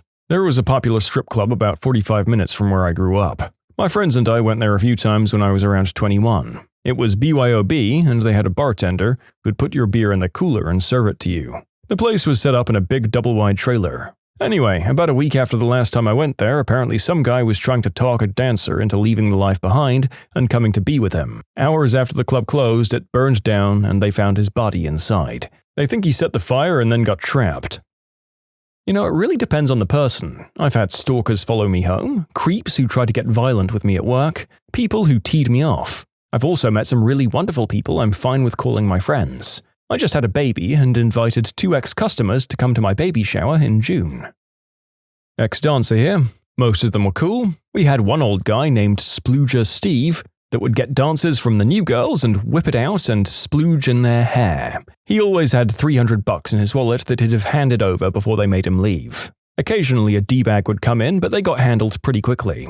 This one guy whacked my butt as I walked by. I suspected it wasn't the first time he'd done it. I shoved his hand away from my body and told him that if he wanted a dance, they started at $10. He then held up $5 and asked what he could get for that. I cheerfully snatched it out of his hand and told him that he could watch me as I walked away. His options at that point were pretty much get punched in the crotch by someone, curb stomped on his way out by the guys at the door, or lose the $5. I think his friends were relieved as he'd been a total butthole all night, and he behaved himself after that and nobody got kicked out. I hope my clients like what I'm doing and that they spend a lot of money on me and we have a good time. I think about them as much as I've thought about the people I interact with in any other service job. Sometimes guys seem lonely or delusional and that can be hard to deal with, but otherwise, as long as you aren't smelly, prejudiced, pushy or wearing sweatpants, you're good with me. I've dated like 4 dancers, some for a few years. I think their opinions were mostly that the dudes were chill. There were the "he tried to shove his finger in me so I broke it" nights, the "he got a champagne for 3 hours with 3 girls and fell asleep so we got drunk" kind of nights. Indian dudes seemed to do the weirdest stuff. I think most of them were new to the concept. A couple of guys just got undressed themselves in the private dance booth or the champagne room and got kicked out. One, my girlfriend said that she'd left for less than a minute to check with the bouncer and returned and the guy was just fully au naturel and had nicely folded his clothes next to him.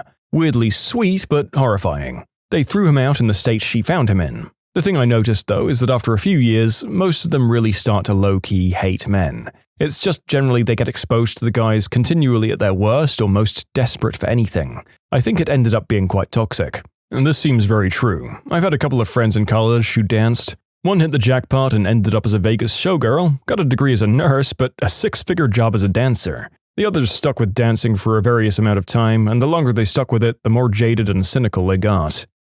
Yeah, you know what? I could see that happening for sure. I mean, heck, I just worked in customer service for 8 years, and the longer I did it, the more I just resented a certain type of clientele. I can see if you were constantly exposed to one gender or one type of person at their worst, it might jade you. My girlfriend used to be a dancer. From what she's told me, as long as you're respectful and polite, they aren't thinking much about you at all. More likely to be thinking about what they're going to have for dinner later.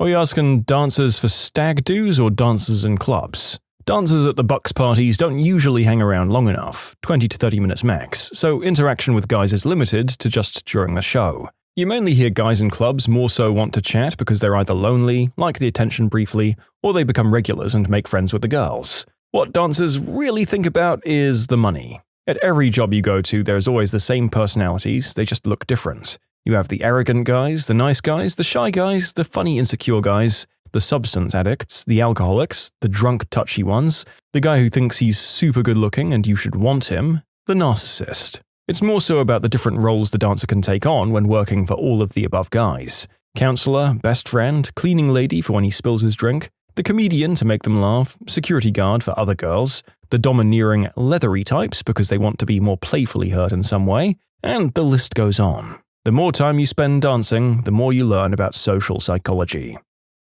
I hope I'm not stealing the question since I was just a server at Hooters, which a lot of people, myself included, sort of consider junior-level dancing. Same as most of the other answers here in that most everyone was cool, a few jerks here and there. But what struck me was how many older, lonely, divorced, widowed or single guys desperately needed to be around female energy. They were all so sweet, polite, courteous, and more often than not generous, if they could afford it. Some couldn't, and that was fine too. I always got the impression that they came to our place because it was there. We could have been selling ice cream wearing 50s housewife attire and they still would have showed up. It wasn't all about the skimpy clothing for these guys, just the chance to be around women who knew their name, job, and story. It always made me happy when we were there, but sad that society seemed so disconnected that we were maybe the only place they felt comfortable going where they wouldn't be judged for what was simply a human need to be around other people of the opposite gender in any way possible. You can submit your own stories to be featured here on the channel. The story submission link is in the description below, and if you want to listen to some vibey music in the background, check out easymode, also linked below, and subscribe. I used to have a girlfriend who was a dancer, and sometimes I'd visit her at work and hang out with her and her co-worker buddies when it was slow. One time when we were doing this, another dancer sat down with us and said, "Cool, I just got 10 straight sitting dances with Bob." I asked, "Oh, which one's Bob?" Nobody said anything, and then one of the girls giggled. My girlfriend said, Jeremy, they're all Bob." I, a girl, went to one of these clubs one time with a friend's bachelor party. The only ladies' bathroom was back with the girls. I went back there and it was hilarious. They were crap-talking all of the customers and just let me join right in. They were a blast. I had so much fun the rest of the night.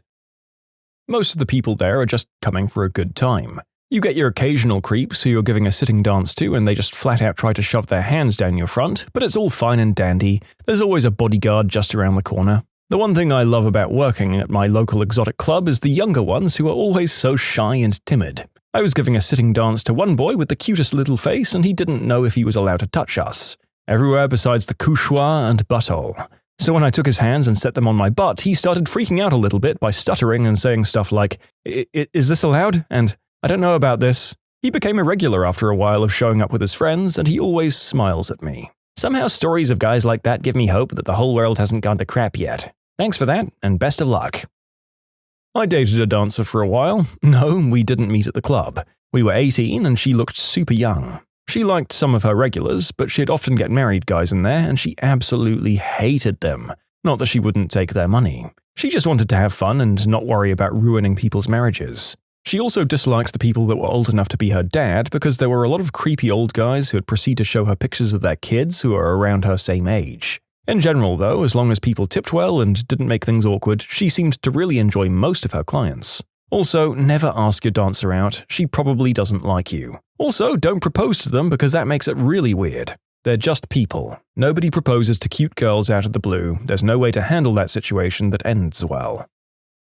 I'm not personally a dancer, but I had a good friend that was, and since the club she worked at had a great lunch buffet, I'd go and visit her often. She'd hang out at my table between sets, and after a while a lot of the others would as well. A lot of the conversations would turn to their opinions of the men that came in. Yow. That really turned me off from going to clubs. They basically thought of the guys as stupid cash machines, and would laugh at the ones they would get to pay their rent or car payments and stuff when they wouldn't do anything. Basically, they were showing them some affection and talking to them outside of the club, but wouldn't have any physical interactions. Well, I don't love that they felt that way or took advantage of their probably very lonely clientele. But as we've seen, the trade does seem to jade those who stay in it the longest. And there have been plenty of other dancers who seem to genuinely enjoy providing company for lonely souls, which warms my heart. The main question about this story, however, is what your colleagues thought about you getting a whole bunch of your lunches at the local exotic dance club, 'cause that's hilarious. I worked with a guy like that. He was a regular at the club down the street. At Hooters, he was a VIP and would sit with the owners during the Super Bowl. We all figured that he was an awkward guy and he was just looking for a girl to talk to. At least that's how I saw it. I went out with him a couple of times, and he was just super respectful.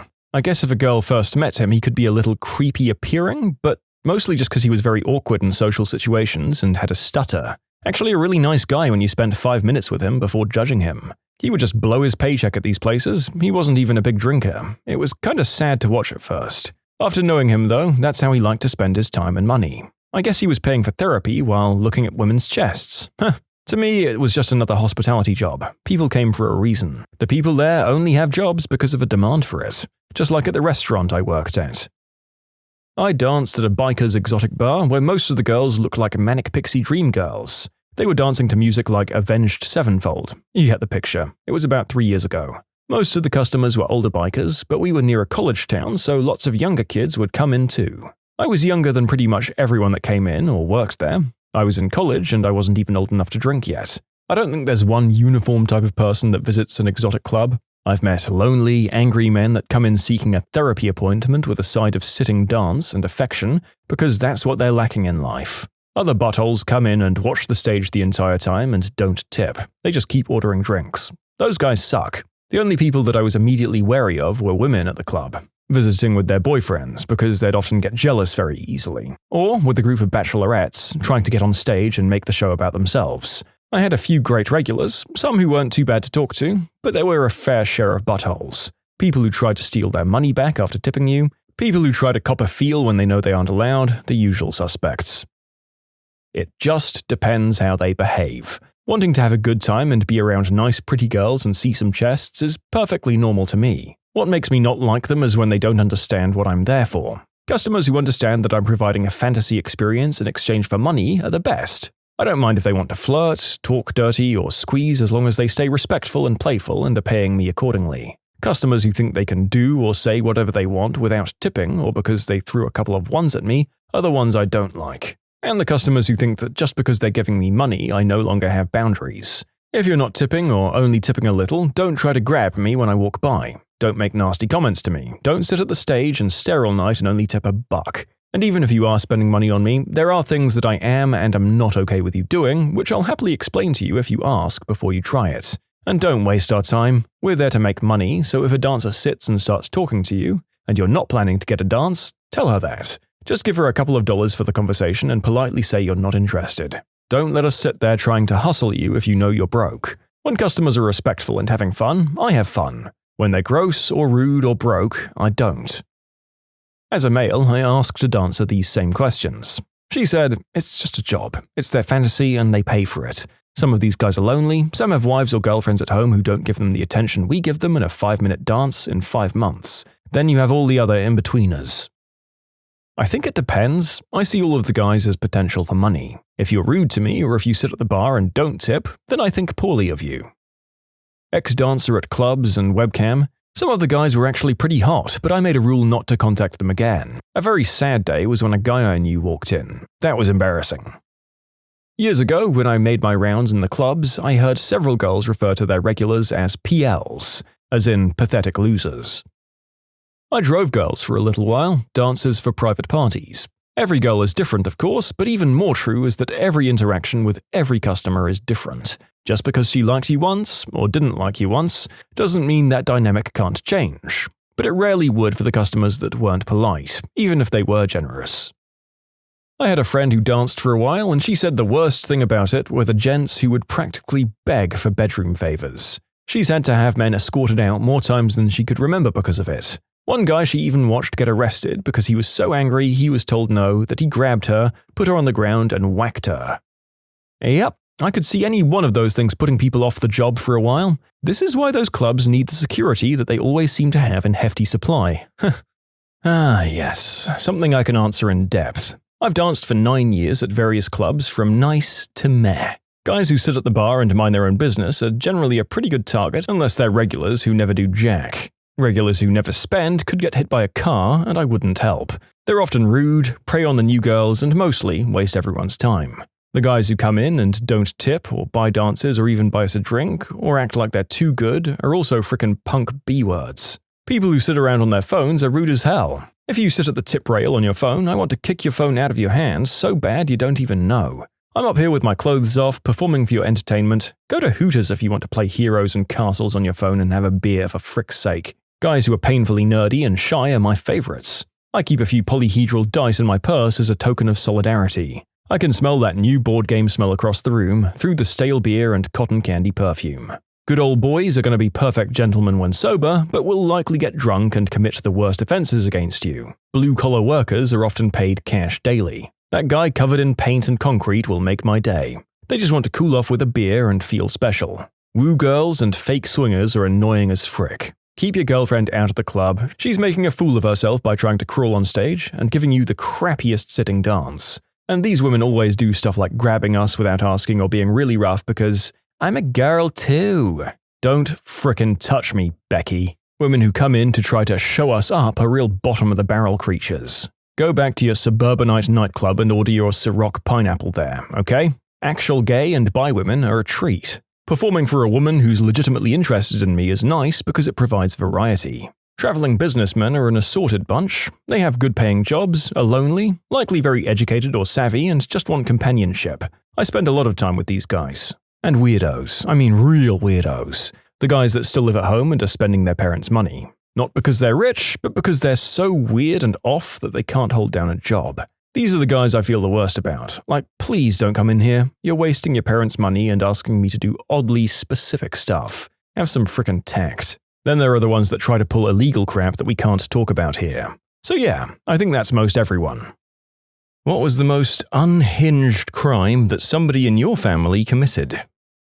Last year, my psychotic mother burned down my childhood home that her, my dad, my niece, my sibling, and sibling's partner lived in. She did this because she believed that my dad was cheating on her, despite no evidence, and this was not the first time she had accused him of cheating with no evidence. Effectively, she destroyed everything we had built and kept in that home, along with my dad's dog and my sister's cat. The cat was burned up, so we never found it, but the dog died of asphyxiation in my niece's room under her bed. Then, after the fire, in what I can only construe as an act of desperation, she went to my bank and stole all of the money out of my accounts because she was secondary on the accounts. I was working on changing banks, but my new bank had yet to finalize the creation of my new account. Moral of the story is, take your parents off your bank accounts as soon as you turn 18. She's now serving time in a county jail for the arson because she took a plea deal and got a reduced sentence, which I still believe was utter crap. She played the poor old lady act to the judge and he took pity on her, and she did not deserve that pity. This is the woman who eviscerated my self-esteem and made my life hell ever since I was born. She was a toxic bully who never told me the truth about anything and is a greedy, manipulative person. I feel no shame in saying that I do not care about her. She's lost any right to my love and respect. My father committed one of the first computer crimes in the 90s. A ton of files were corrupted due to a code he created because they fired him. The FBI invaded our home and arrested him. He was sent to federal prison for 4 years, which was interesting because there was never a crime committed of its nature before. They made a forensics file about it. If anyone is curious, the company was Omega. Oh my god, I learned of this and I've seen that episode. He actually created a script that deleted all the manufacturing files after he was fired. I think I remember them using some user and pass and was set to execute once someone logged into the system. He even did a trial run of it before planting the real ticking time bomb code. Plus, he had taken the backup disks and refused to provide them, or he had already damaged them. Somewhere around 3 million worth of damages, but more up to about 10 million if they'd counted sales and contracts. My cousin's husband got caught on a predator chaser's live stream trying to kidnap someone. My uncle used to dress up with a group of friends as DEA agents in the 80s and raid smack houses, only to take the smack and consume it. I mean, how old were they? Are we talking like a bunch of kids in suits pretending to be DEA agents? And did they manage to fool these people that they were coming back to arrest them later and just hand the stuff over? There are some bits that are a bit funny, even though this is objectively bad. You'd hope that it would make the broke smack addicts have no choice but to sober up for a while at least. I just hope the withdrawal didn't kill anyone. Definitely a crazy one for this video. Twin brothers boosted a car and robbed the 7-Eleven like half a mile from our house. They ditched the car 10 houses from theirs. How were they caught? The officers responded to an alarm triggered by the clerk. The officer comes in and is like, "Got an alarm here, what happened?" The clerk said, Yeah, Tim and Tom came in and robbed the store." "How do you know it was those guys?" "They're the 6'4" twins who come in every day. I know their shape and voice." This was confirmed by a call to 911. The operator goes, "What's your emergency?" And their neighbor from down the street says, Yeah, I was watching TV and 2 guys parked a car in front of my house. This one guy got out with like a Windex bottle and cleaned all the door handles and door areas. Then they opened the door and the other guy took the stuff and cleaned the inside areas. Then they ran off up the street." Can you describe the 2 individuals?" "Well, it was Tim and Tom, the twins that live up the street from me. They're like 6'4" and they're twins." My mother set a guy on fire. When I was young, I had a babysitter named Chris. He was the uncle of my 2 best friends, sisters Abby and Becca. He was also an awful, awful man. He liked to do things to me in front of them, make them listen to me cry and scream. Nothing physical, I should mention, more psychological. Anyway, I didn't tell anyone about it, and in fact I only learned this story about 2 years ago. But it turns out my best friends did tell people about it. They told my mother, and she was mad. Soon after that, there was a party at my friend's parents' house. My mum goes and sees Chris. He's all nice to her. They're outside in the backyard. She starts kind of joking around, roughhousing, messing with him. She grabs some lighter fluid and sprays some on him. Ha ha ha, just a joke. She lights a match. Ha, now you wouldn't like that, would you? And she lights him on fire. According to my mum, he was put out quickly, so he was fine. But she told him that's what it's like when you're scared for your life. And then she left. Apparently, he flew back to Florida the next day. My brother got completely inebriated one night and stupidly drove home. He woke up early in the morning to the sound of a crying baby. He looked around and noticed he didn't recognize the house. He quickly got up and walked outside to his car halfway in the driveway and street that was still running. He got into his car and drove away as quickly as he could. Turns out it was some random house about 5 to 10 minutes away from our actual house. He never knew whose house it was and he never got caught. He also slowed down his drinking after that. My father, when I was still very young, used a fake name and pretended to be a wedding planner for a young couple. That young couple hired him, since he seemed trustworthy and he's an excellent liar, giving him access to their savings for wedding supplies and such that would be needed. Instead, he stole all of the money out of their account and then ran away with it. As far as I'm aware, he was never caught and the money was never returned to them. The worst part is that the poor couple never even got their wedding and had almost nothing left afterwards.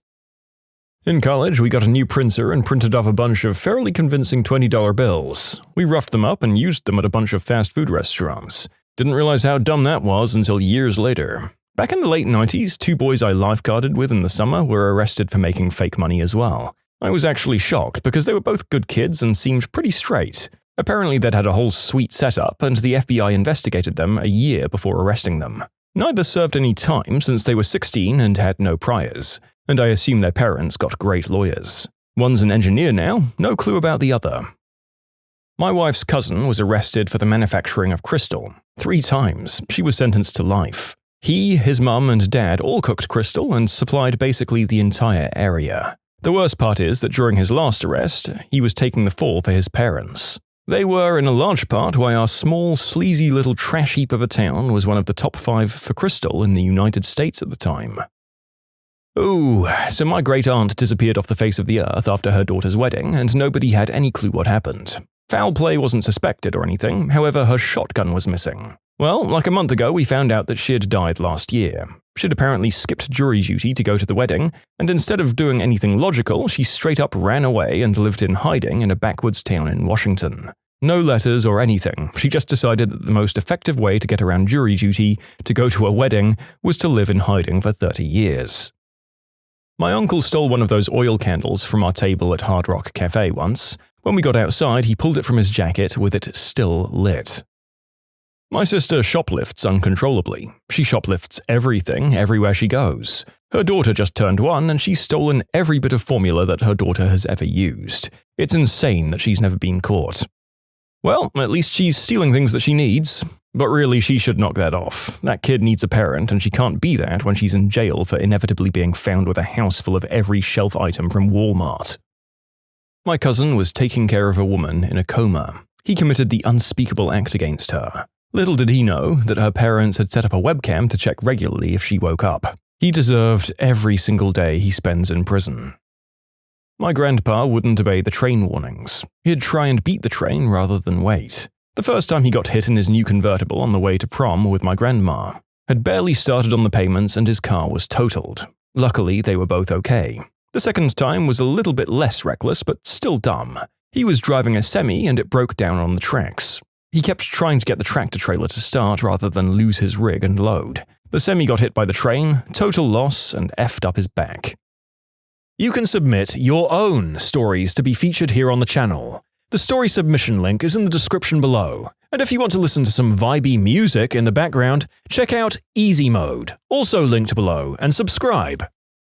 My parents' horse got loose and somebody hit and killed it. The horse disposal people wanted some relatively reasonable amount of money to come pick up the carcass, but my parents were like, "Oh, screw that. Hey, Henderson," that's me, "you load that thing up on the flatbed and find somewhere to dump it." I said, "Okay, sure, Pops." I call my stupid friend. "Hey, you want to go dump a horse somewhere?" My stupid friend replies, "Sure, I have nachos." Cool.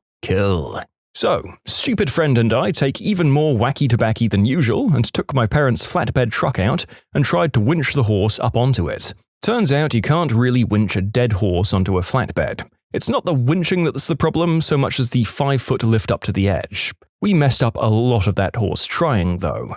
Attempt number 2, we went home and built a big ramp out of plywood and 4x4s. It took most of a day and half a dime bag of green herb. We argued a lot about whether or not we should bevel that part of the 4x4s that touched the ground. The final decision was that neither of us knew how to do that, so we opted for no bevel.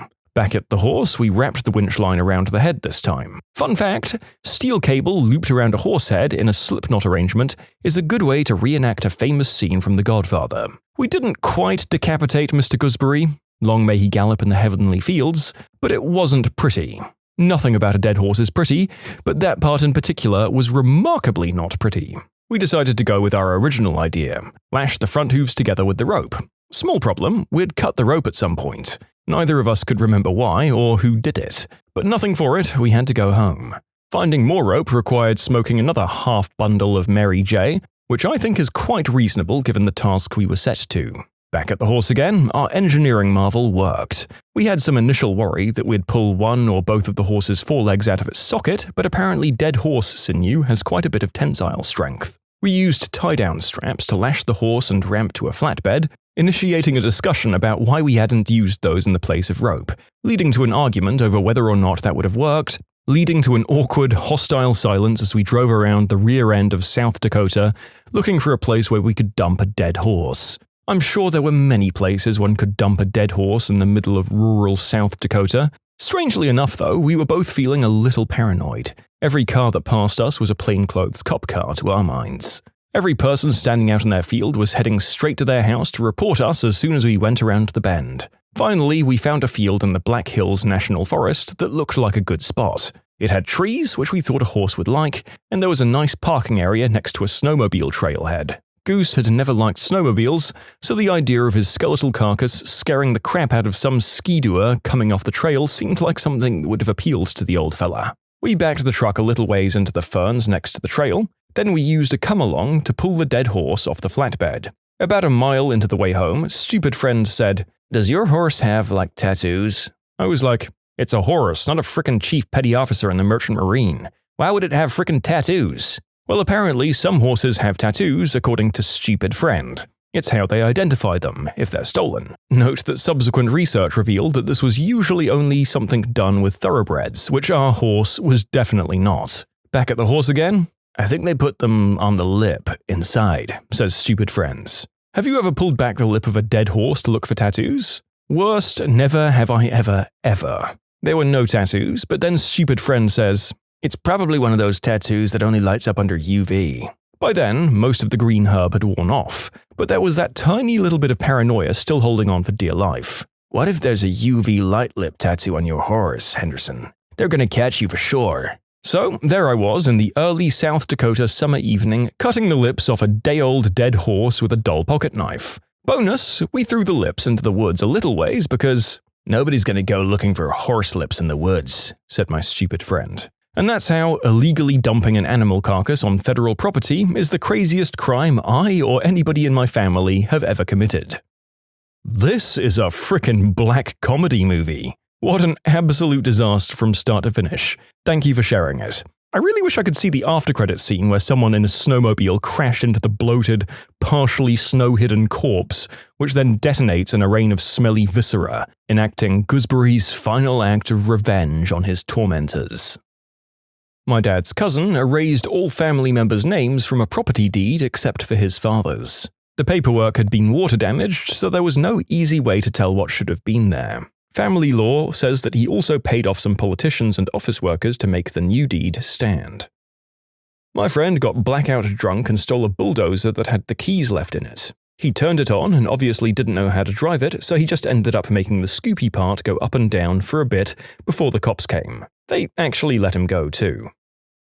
Well, he's dead now, but years ago my relative got into a bar fight and lost, so he went to his vehicle to get his rifle. Fortunately, the police arrested him on the way into the bar, so his charges were a lot less. He still did jail time, though. A distant cousin got her terminally ill father to give her power of attorney and then stole all of his money so she wouldn't have to split it with her brother. Don't worry, she did go to jail as her rush to clean him out involved a lot of fraud and forgery. When I was a young teen, the boys from the neighborhood and I loved playing pinball and video games at our local bowling alley. Problem was, we didn't have enough money to enjoy our new addiction. We decided to do something about that little problem. We started with a very rudimentary system. We actually scotch-taped a piece of thread to a quarter and were able to fish it up and down a couple of times before the string would break or the tape would give out. This worked fairly well, but we wanted and needed more. Our next plan was a little more professional. We somehow concocted a scheme to make quarters. A few lessons in science class had actually stuck, and we realized that we needed something to fool the coin mechanism in the pinball machine into thinking that whatever it was we made our quarters with was an actual quarter. We ended up deciding that lead would be our material of choice. We used lead for a couple of reasons. A couple of the guy's fathers was an avid hunter. He even reloaded his own shells. Because of this, he had a burner set up in his mod shop to melt down lead. Another reason is that lead is not magnetic.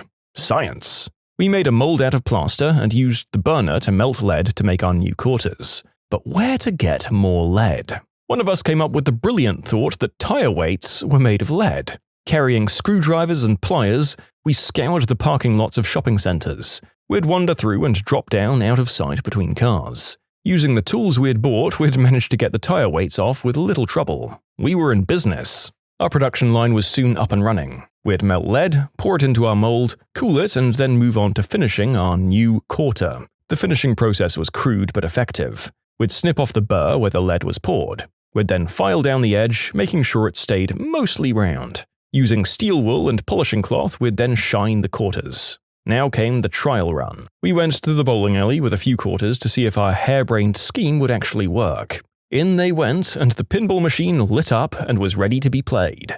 Success! We intensified our production, and soon we had bunches of quarters. We were thrilled. We could play video games anytime we wanted. Every day after school, you'd find us at the bowling alley, happily playing our games. But our downfall was soon to come. We never thought of the fact that someone might notice a bunch of fake quarters being used in their video games and pinball machines. It literally never crossed our early teenaged minds. We just knew we were having a blast. One fateful day, we went to the bowling alley as usual. We started playing games, and soon some men approached us. They started questioning us and accusing us. We were scared to death. One of the guys yelled, "Run!" and we took off as fast as we could. We made it to the doors and down the steps as we went. We all lived in the same cul-de-sac, and that's the direction we headed. Running as fast as we could, we briefly split up. The men that were chasing us only followed one of us kids. He made the colossal mistake of running straight into his house and through the front door. From there, our crime spree ended. A few days later, I was in class when I was called to the office. When I got there, my father was sitting with a man I'd never seen before. He was wearing a black suit with a black tie. I had to go before the principal, my father, and a member of the United States Secret Service. Although they take the counterfeiting of US currency very seriously, they understood that it was just a bunch of knucklehead kids making quarters to play video games. He actually told me that he was impressed with the quality of the quarters. He also said that they'd recovered over $75 in fake quarters. We'd made and used over 300 of those things. We had to make restitution for the money, and a charge was placed on our juvenile records. It was explained to us that if we kept our noses clean, the charge would be expunged. Luckily for me, I learned my lesson and stayed on the straight and narrow for the rest of my young adult life. And that, fellow people of the internet, is how I was charged with counterfeiting US currency. If that doesn't define the meaning of a crazy crime, I don't know what would. Could I just say that this is wild what you went through to play some pinball? I guess this means the old analog games are just as addictive as video games, huh? And to think that you could have had a paper round and made enough money for all the games of pinball you wanted, and you probably would have spent less time working per quarter? Oh god, and I forgot the vandalizing of all those people's cars. Oh, this is hilarious. Teens are so stupid. Jesus Christ. I used to drive for my green herb dealer. I was a new buyer, but I never asked questions and was cool with him. His car broke down and he asked if anyone could drive him. I said I would, and he liked that. I have my back windows tinted, but not my front windows. I'd pick him up and we'd drive almost all day. It was pretty chill. He'd give me free green herb and pay me $250 a day. I still worked my part-time delivery job, so I was happy. He got his car fixed and didn't need me to drive him around anymore, which was fine considering his ex snitched on him and he got busted a couple of weeks later. My uncle sold Tim Allen the white powder that got him sent to prison in the late 70s. Tim ratted him out. Then my uncle ratted out others. I honestly don't know much about it beyond that, though. I don't have much contact with that part of the family. My uncle was a pathological liar and a very troubled guy. He died by self-deletion about 10 years ago. My grandfather's father was a mean, bullying, hateful drunk who would come home from working in the mines long enough to terrify and bully his family and then leave again for mine work. He tried to set the house on fire with his wife and kids, all 13 of them, inside. Twice. One day my grandfather and a couple of his siblings were picking berries across the road from the house, and his drunk father started taking pot shots at them with his rifle. My grandpa, one brother, and his oldest sister took off running for the house with the agreement that the first one in there would put a stop to this once and for all. My grandpa's sister got there first and plugged him right between the eyes. She was never charged with the crime due to her age and the fact that everyone knew my great-grandfather was a mean son of a witch and had it coming. My dad got into a bar fight around 21 or so. He hit a guy so hard that he killed him. He went to prison, of course, but while working along the road, he stopped another prisoner that had attacked a guard and tried to escape. My dad was released for that. He never drank afterwards, and if he got angry, he just walked out of the house to cool off. He turned 81 a week ago, and he's the nicest, easiest-going guy you could ever meet. He never judges anyone. He once said to me, "We all make mistakes." For the record, I only heard about the story about 10 years ago from my brother. He told him during a road trip. He lived in a small town, and I have no idea what prison he was at or the official reason he was released, but considering it was probably around 61 or 62, they probably used whatever reason they wanted to for his release. When you subscribe, make sure to hit the bell to turn on notifications. Put the playlist on in the background to finish listening to all the stories, or if you want some vibey music to put on in the background, check out easymode. If you like Am I the Genius, give Am I the Jerk a shot. Everything linked in the description.